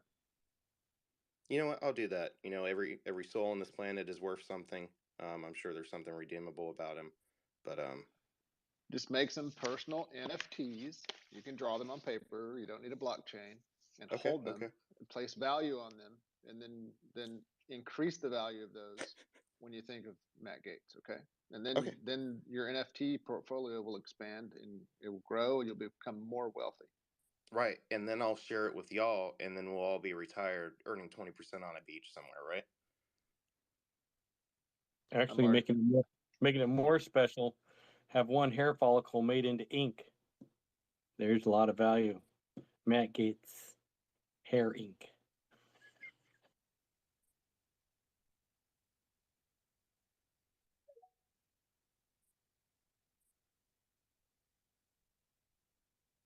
I can't lie, I've been pretty happy seeing Republicans fighting on that. I know there's a risk of losing a majority, but to me, it's an acceptable risk with not having the Senate or the executive branch. It's just always fun to me when people actually debate and challenge the existing system, no matter what side they're on. As long as no one's getting hurt, I usually like it. It's healthy to me. Well, some of these folks have been acting like spoiled brats, so it's about damn time that somebody makes them work. The only It's a, down, the only downside is if they lose and McCarthy or moderate gets in, they're going to be vindictive against these 20. And if Jeffries wins somehow, if they cave in, they still can't do shit. yeah, my impression is, Speaker of the House, majority leaders, minority leaders, they're kind of influential in controlling the campaign funds, the committee assignments, etc. But if you look at our government and you think about it and you remove the Democrat Party and the Republican Party as like systems from our government, like pull that out in your mind. It's kind of ridiculous that the person that gets the most votes in the House doesn't become Speaker. And I know that would be Jeffries right now, and I wouldn't care for that, but it's just ridiculous that we keep arguing about democracy and our government and stuff, how Republicans are stalling, and I mean we like American media, that sort of thing. But it's really just like this party, Republicans, trying to control government when they're not actually like the Republican Party isn't an official part of the government. So if you remove that, it's just tribes, and it's ridiculous to me. It should be whoever gets the most votes, and if that's not a majority, so be it. But I don't necessarily want a lockstep GOP. I want people thinking on their own and willing to challenge the system. And until, like, if we continue to have these votes where a GOP or a speaker is just automatically selected and we don't challenge them, you never get anything you want. So this is a perfect time to negotiate and try and force the party to adjust more to us or more for the concerns that these members have. And I also believe that, with that, whether and part of the reason I say that it's an acceptable risk to me is that when Republicans in the past have had the House, the Senate, the executive, I've seen it squandered. And so I'm not, when they tell me that they're not going to get business done, that they've been talking about because of this delay by 3 or 4 days, I don't believe it. Because to me, it's been wasted before. I want the investigations in a way, but I only want them, or the only reason I really want them is because it's the right thing to do. I don't think there will be anything of substance as a result of it. And so, yeah, I'm happy to continue to see the fighting, and I'm happy to see the challenge of the system. And maybe I watched House of Cards too much, but I just assume that Mr. McCarthy, whatever he's done over these years as he grew up under Cantor and Boehner and Paul Ryan, whatever deals he made to get to the point where he's at now, there's a lot of deals, backroom whispers, greasy handshakes, that sort of thing, riding on the line to make some money. And so all those people right now are also frustrated to see him lose time after time after time. They'll still get their way in the system, but at least they got to wait a little bit, and they get to see that the rest of the world gets to see that, yeah, we've got some actual concerns and we're working through our system. The president can make the argument about the stability and that sort of thing, but I think it takes away from the great thing about our system is that we can debate, we can challenge. Like, that's the American thing, just like we're doing right now in this room, where we have some different opinions, but we can still come back to it. Yeah, but Justin, your balanced thought and thinking, and the is such a buzzkill. I mean, your sense of reasonability is really sucking the air out of the room.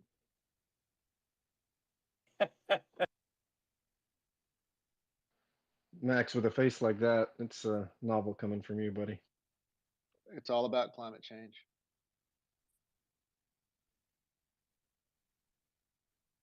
Justin, you're absolutely right, man. It's that's the first thing I thought of when I realized that Kevin was probably the most likely candidate. Is I just saw Paul Rhino all over again, fighting to get behind the steering wheel of the race car to never hit the gas pedal. I mean, you can't get policy done with people like that because they're ultimately in there for themselves. It's just it's Mitch McConnell 2.0. Yeah, it's, Boehner is doing very well right now. He's on a board. Um, and I'll try and liven up the room. So he's on a board for weed, basically. And, he's a Republican. He was all against that, but he smokes cigarettes, that sort of thing. So it's like there's jobs lined up on the outside. There's power to be made. I don't know. I don't know.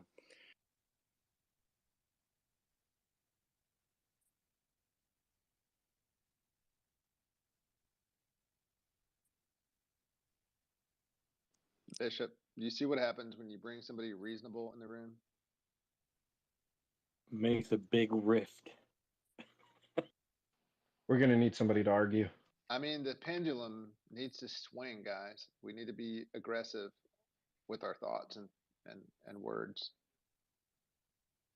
Well, I can reach out to Gabriel.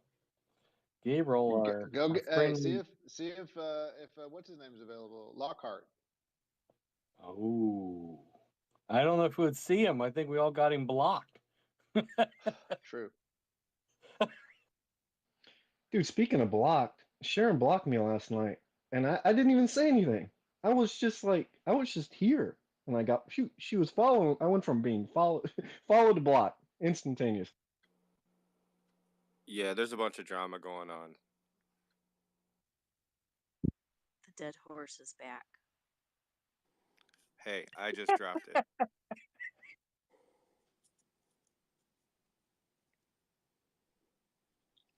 So far, it's in the room, but nobody's beating it yet. So we'll just leave it at that. Correct. Don't beat that dead horse.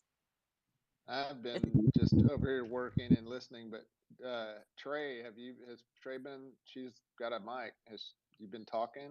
Hello, Trey.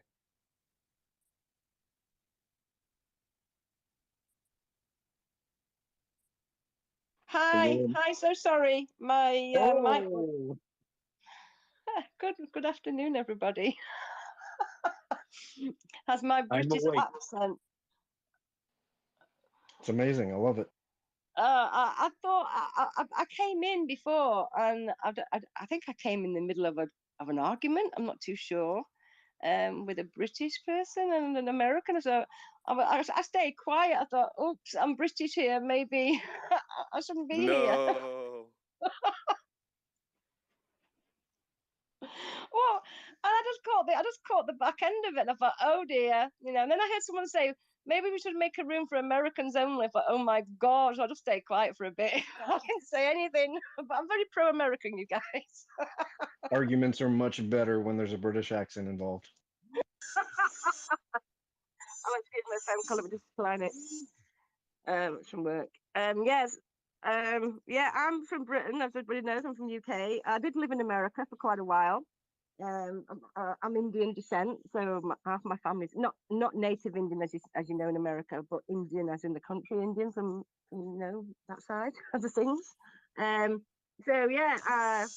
Oh gosh, I'm sorry about this. I'm getting phone calls from the studio. Hang on, it's mine. I'll have to come back. Can I get back to you in 2 minutes while I sort the studio out? I'm so sorry. Yeah, I got a bunch of questions for you. Oh, I'll come right back because I love questions. I love questions. Give me 2 minutes. 2 minutes. I'll be right back. 1 minute. 1 minute. Hey, what's Ozzy Osbourne's wife's name? Sharon. Sharon. Wow. Wow, we answered that quick. Wow. You have any other my question for Trivial Trey, Pursuit questions? my question for Trey is, does she do voiceover work? Because within the UK or for whatever else, because that could be an easy side gig.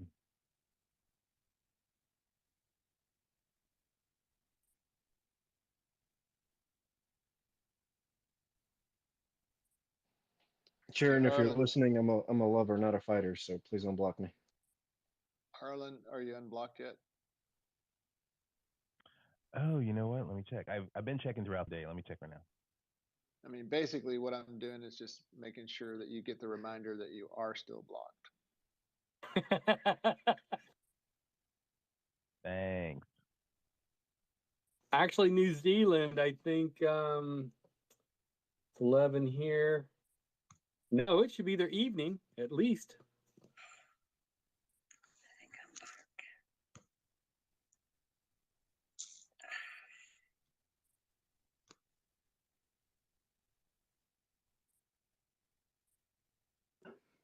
I usually like hearing someone with an English accent speak. It's like 5:19 in the morning in New Zealand right now.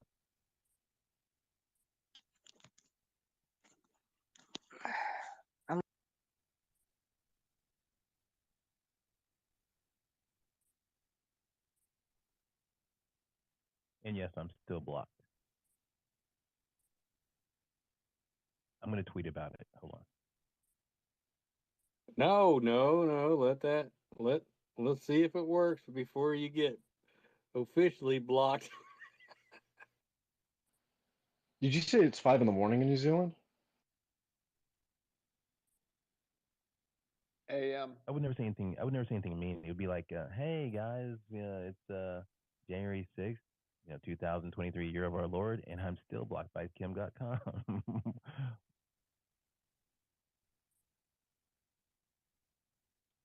Go ahead, adopt.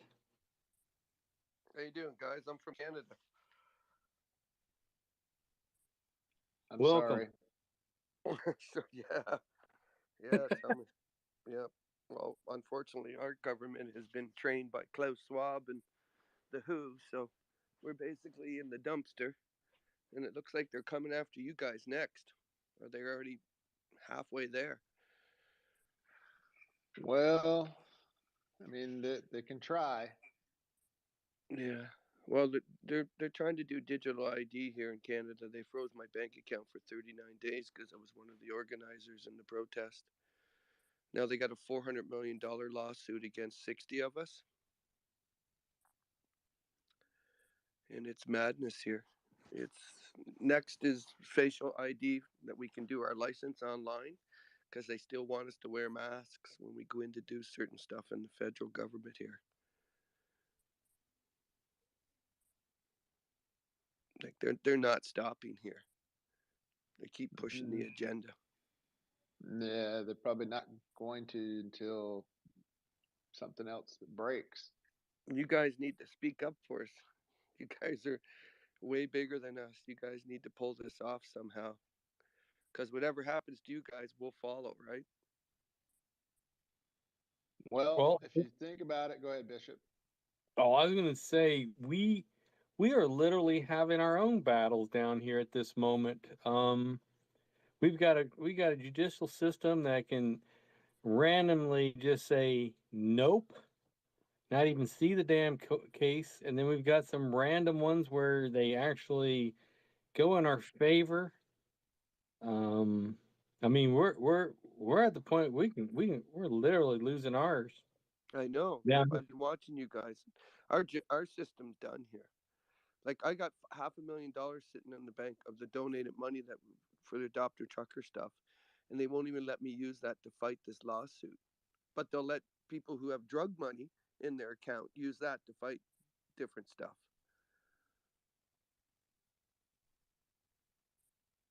Like our system's broke here so bad.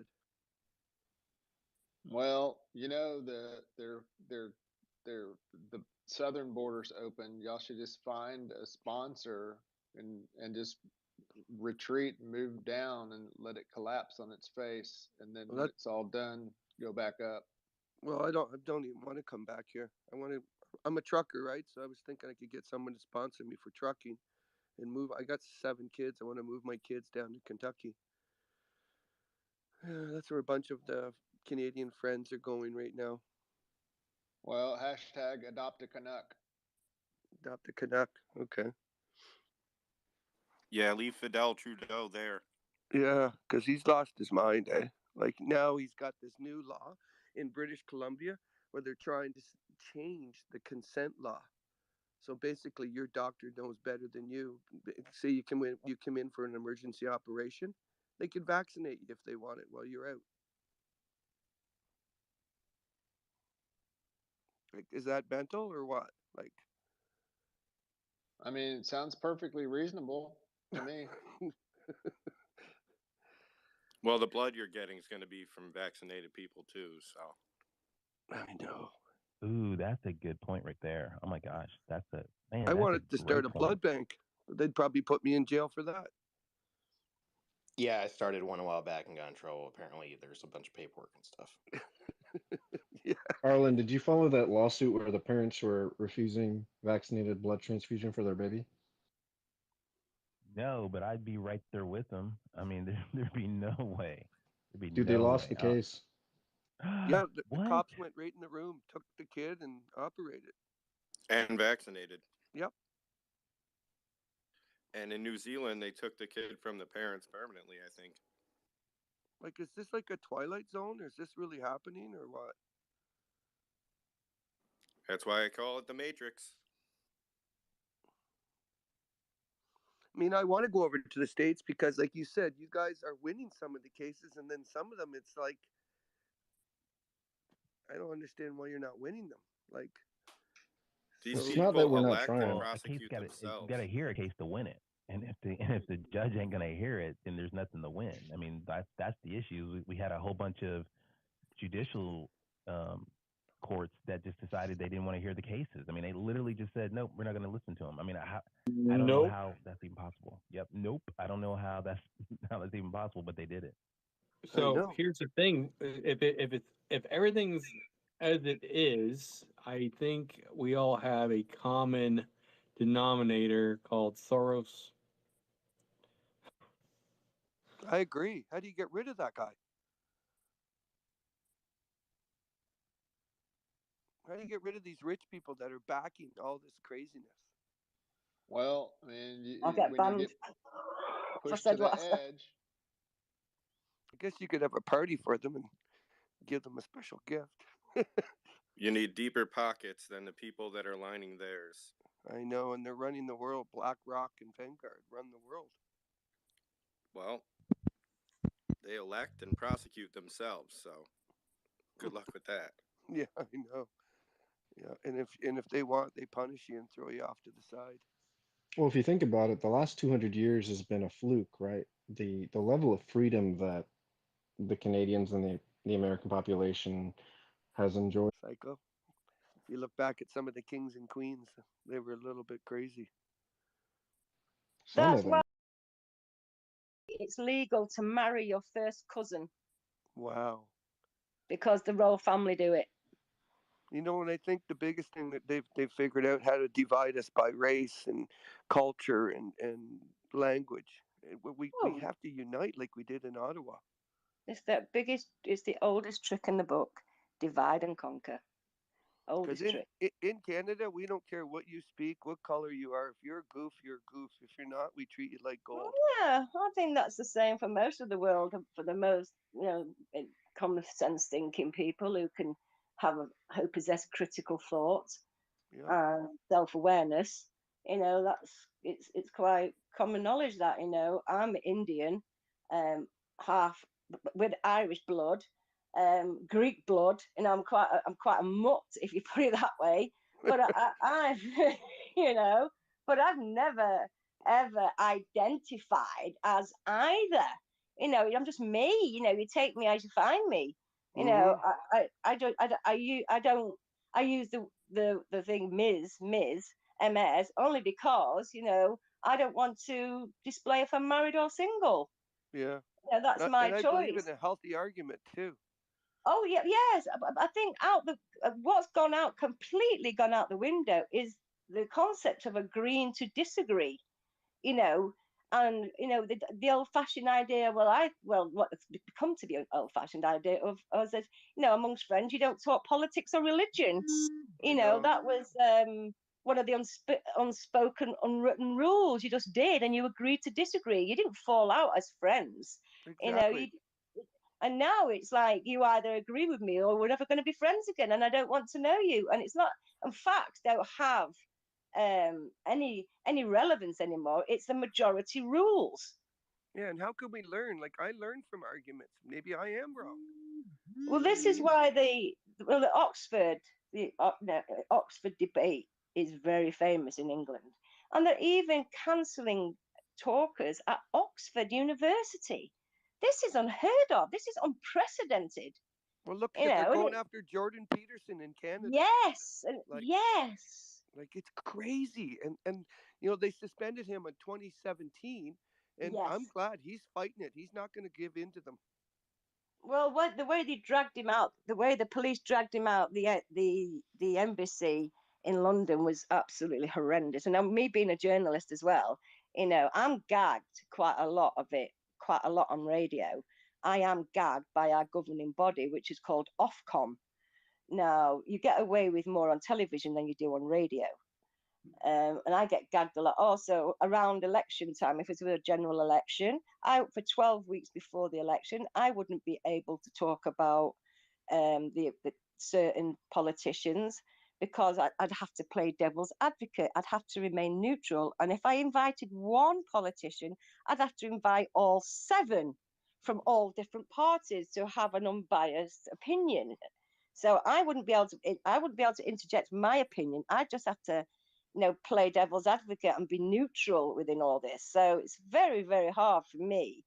Um, Also on my Twitter account, I've been banned. My other account was banned, suspended with no warning whatsoever, just taken off. All my followers gone.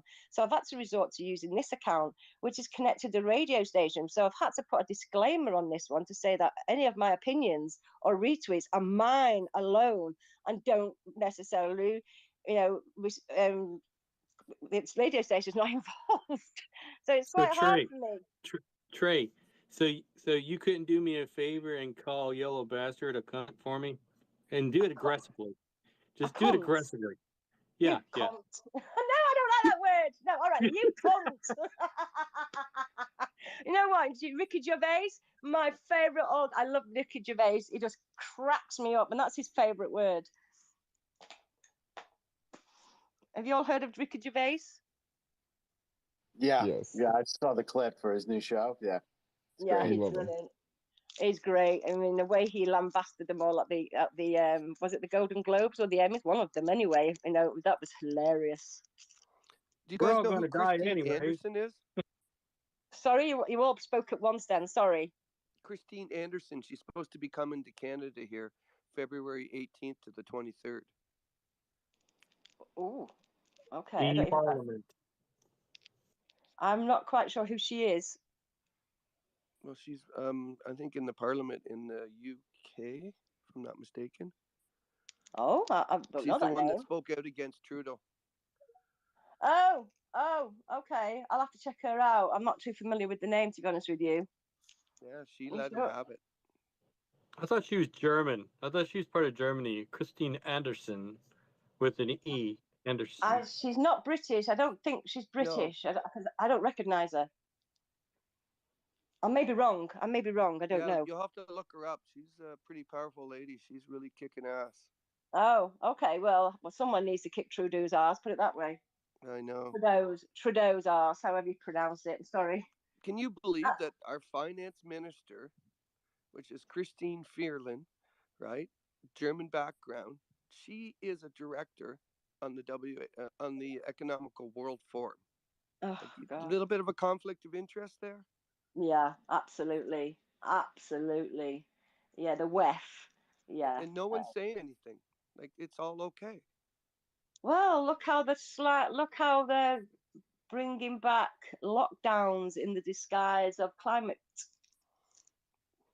Can you believe people were buying that climate change? I am absolutely astounded. Oh, Absolutely Like, I'm hold on. afraid to drink this juice astounded. that they're drinking.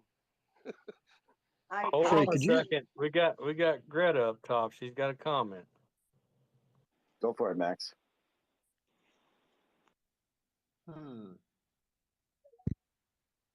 Kevin's had his hand up for a while, just an FYI. Yeah, Kevin, you gotta go, man. You're so polite. Let's get ready to rumble. I just wanted to chime in and say, Trey, the problem with not talking politics and religion is, at least in America, politics is seeping into everything, whether it's how you raise your kids or who can go to church and who can't in the middle of a pandemic. Um, Politics will affect every aspect of your life, at least here in the United States. So I think I'm going to disagree with you. I think we need to talk more about these things because there's a lot of people just trying to go about their business and not make any waves. And I think that's why we're in the position we're in. Just, I think it comes down to the British stiff upper lip. If you've ever heard that phrase, we tend, to sort of like, it's the British culture, I'm afraid.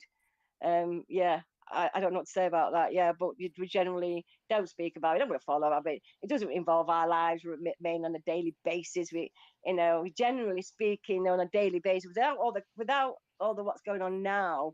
It was never really touched upon. We didn't talk about it. We might have had a few. Oh, have you seen the latest headlines? Blah blah blah. But we'd agree to disagree. That's what I'm saying. If we did talk about that, we agreed to disagree. There wasn't this falling out and people who have been friends over 40, 50 years falling out over a lockdown and pandemic and fear tactics and the propaganda that was put out in the news. So yeah, I think it's a difference of culture, but I do agree we need to talk. This is why I don't believe in banning people on platforms, because I'd rather listen to somebody who has a different opinion than me and find out what they're all about than being silenced, and then I don't know what they're about.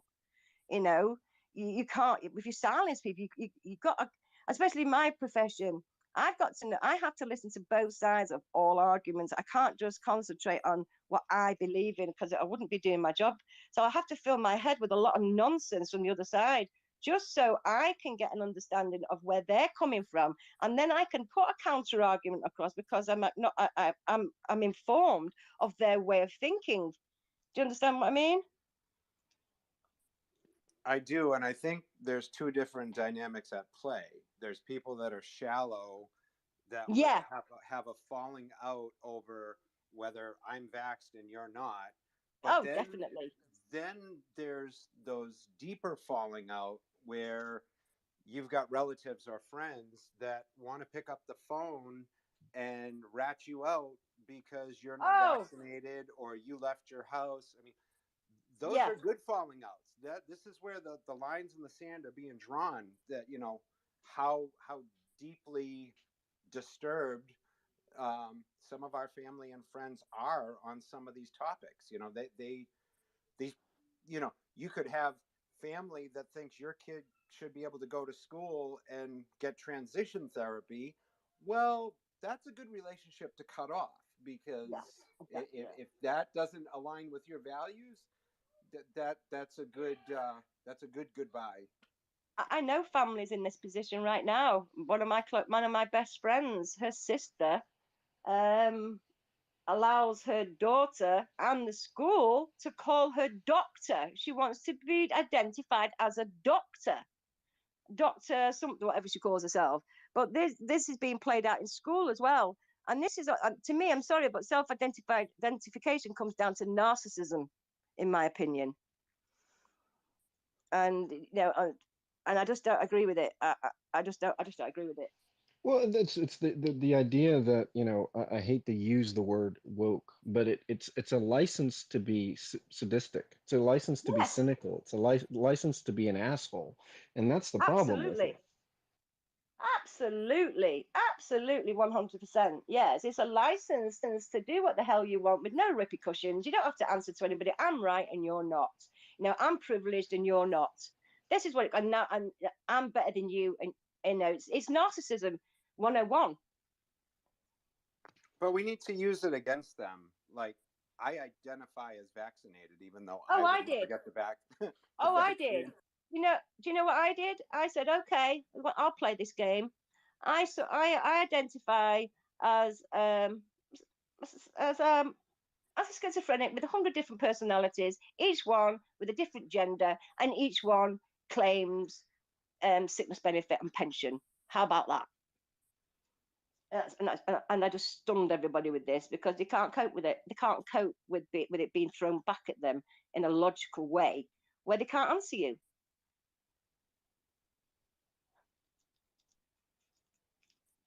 Have I lost connection? No, We're we're all all just pondering what you listening said. intently. Yeah, it's ridiculous. I identify as vaccinated. I'm a trans vaccinated person. So what do you answer to that?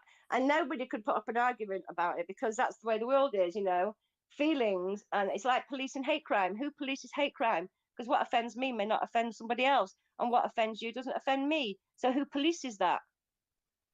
It's thought police again. It's we're turning into something that I don't like. And with me being a journalist, it really goes against my ethics as well. I believe in free speech. I actually believe in your Second Amendment, the right to bear arms, wholeheartedly. I support you with that. Oh my God, we were disarmed, and the first rule of occupation is disarm the indigenous people. So if we ever came under attack, we're knackered. But that's why America has never been attacked because you're armed and they know it. This is why I never believe America should give up their arms. Never, never. Because I tell you what, if America doesn't fix what's going on now, England won't be fixed because we follow you guys. So, our Prime Minister, Sunak, at the moment, which I can't stand, I can't abide him, not because he's conservative, I am quite conservative myself, middle leaning, I'm middle centrist. But he does everything America says. And then when we had Trump, I don't know if anybody's on Trump people here, but I saw a difference in the way the world was being run when Trump was in power. It was, and if America goes down the road of communism and socialism, the rest of the world is fucked. I'm sorry, but we are. It all depends on you guys. It's funny you say that, Trey, because I have family in Australia, in the UK. My stepdad's from London. I have family in Southern Africa, and many of them came to visit this past Christmas, and that is all I heard is, what's wrong with people here and what was their problem with Trump. And, I've had my fair share of criticism of Trump.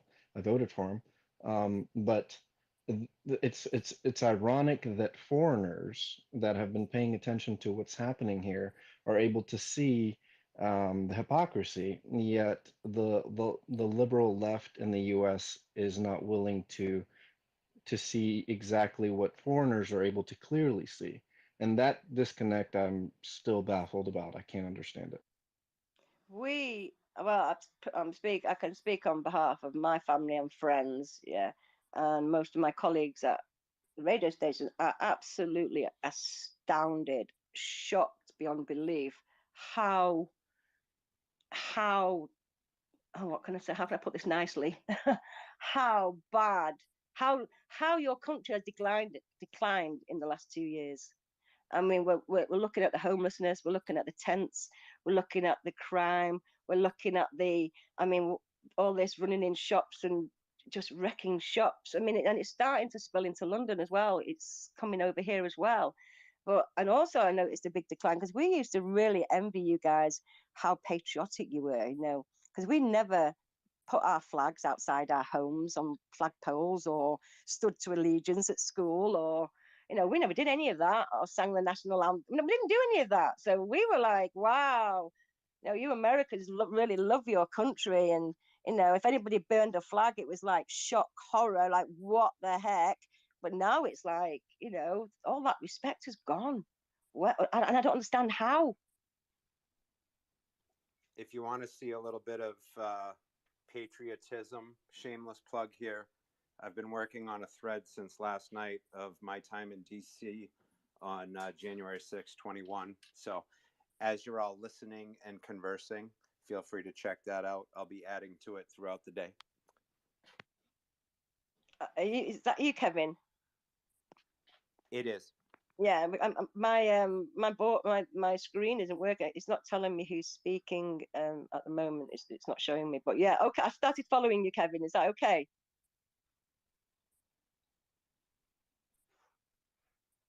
Yeah, just make sure you don't follow Game. He doesn't want any more followers. Who's that? Follow who? Okay. So if anyone's got any questions, I believe somebody had some questions for me. So if you've got any questions for me, I'm quite happy to answer. Go ahead. Bishop, that's all you, buddy. Mine was about Sharon Osbourne. I wanted to hear her yell at Ozzy Osbourne. Sorry, I didn't quite catch that. I didn't quite catch that. No, I was saying who's Ozzy Osbourne's wife? What was her name? Sharon Osbourne. Yeah, Sharon. Yeah. She's American, though, isn't she? When you started talking, that's who I thought of. But she's American, isn't she? Is she American or British? She's got a British accent. Oh right, she's probably. Okay. I just knew he was. He's from Birmingham, isn't he? I don't know about her. I don't really follow Ozzy Osbourne at the moment. Well, Bishop Alec Baldwin's wife had a Spanish accent. I think I've got a British accent, even though I lived in Greece most of my life. So because I'm half Greek and half Indian, so it's a bit of a mixture. Well, quarter. There's a bit of, I don't know how, from grandparents, and it all gets put in a pot and muddled up a bit. So the result was me. So God knows. I'm so curious to do one of them DNA tests. How long was it? I grew up there. I grew up in Greece. Kaliniца, Tikani, Iskala. Amy Apitirodo. I'm from Rhodes Island, so not the mainland. Yeah, I've got some relatives at Thessaloniki. That's Thessalonica. Yeah, Thessalonica. Salonika, they call it sometimes. Well, I'm from, the other part of the world. That's fine. I love it. Trey, could you speak to, you mentioned climate lockdowns. Now, we don't have that here yet, thank God, but I know it's popping up in Europe. So if you could touch on that, I think many people would like to hear about that. Yes, well, they've decided now that the experiment will begin in Oxford in London, which is one of the busiest streets and areas in London you can imagine. And they decided, because people are not falling for the COVID lockdown anymore, they've decided to turn it into a climate lockdown. I expected this. I really did.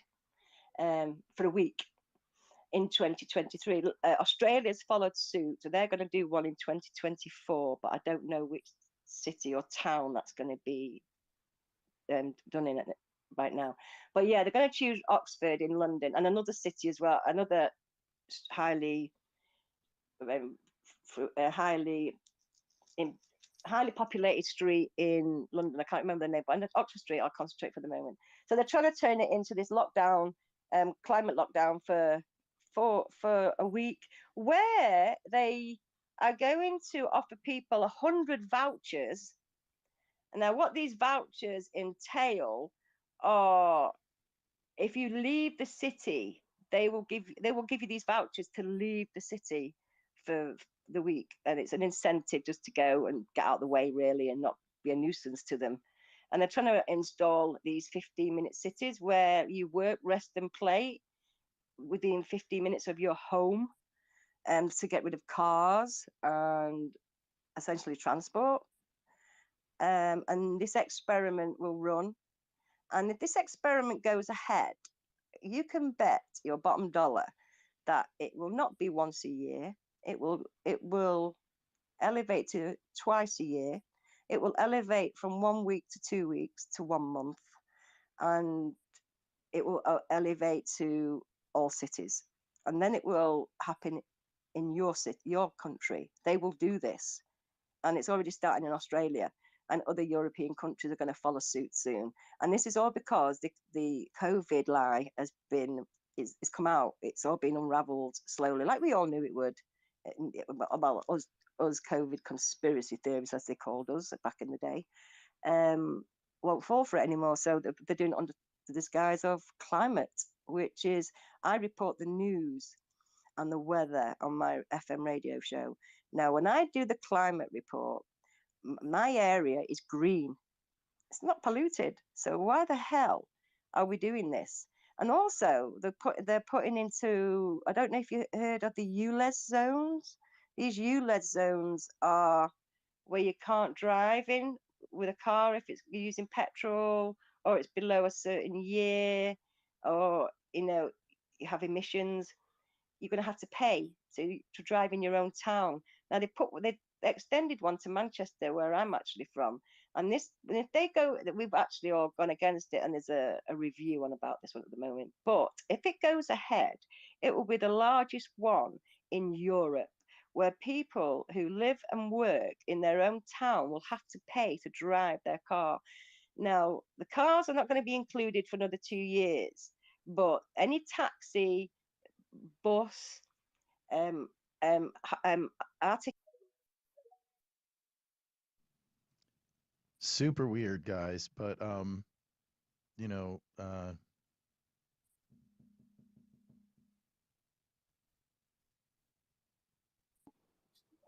you back, Mario? Mario's still having issues, clearly. How is it now? I've tried using another phone. There you are, Nick. Yeah, I've just tried using another phone. Can you hear me fine? Yeah. Yeah. Let's see if this works. That's a completely different phone. But yeah, if this works, that means it's just a phone issue, which is unlikely. But let's see. But yeah, Nick, I'll let you kick it off. Overview on what happened.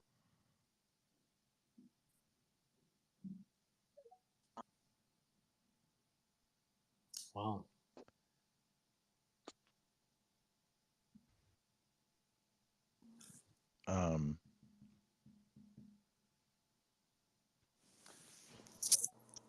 Yeah, Mario, I don't know if you can hear me, but you're still cutting out. Yeah, Mario, you're not. Yep, you're still muted. Yeah, guys, yeah, it's just not gonna work. Glitching like crazy. This happened a couple months ago. I could So send if you want to send me a Zoom link or something, I could pipe you in through my studio here. I'll have a chat. Let me.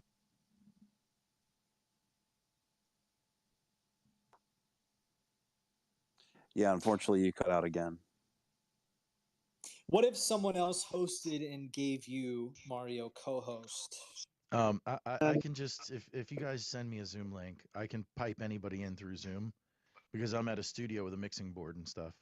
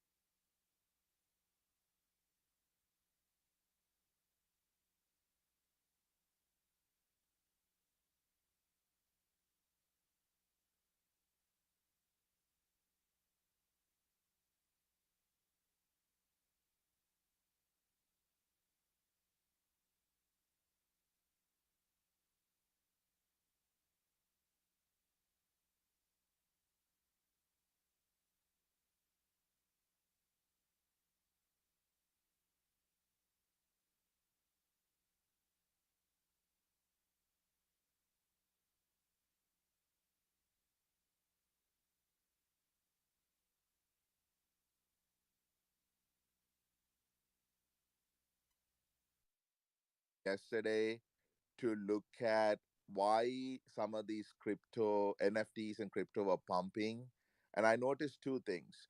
NFTs, there was this like Silver Lake Blank liquidated almost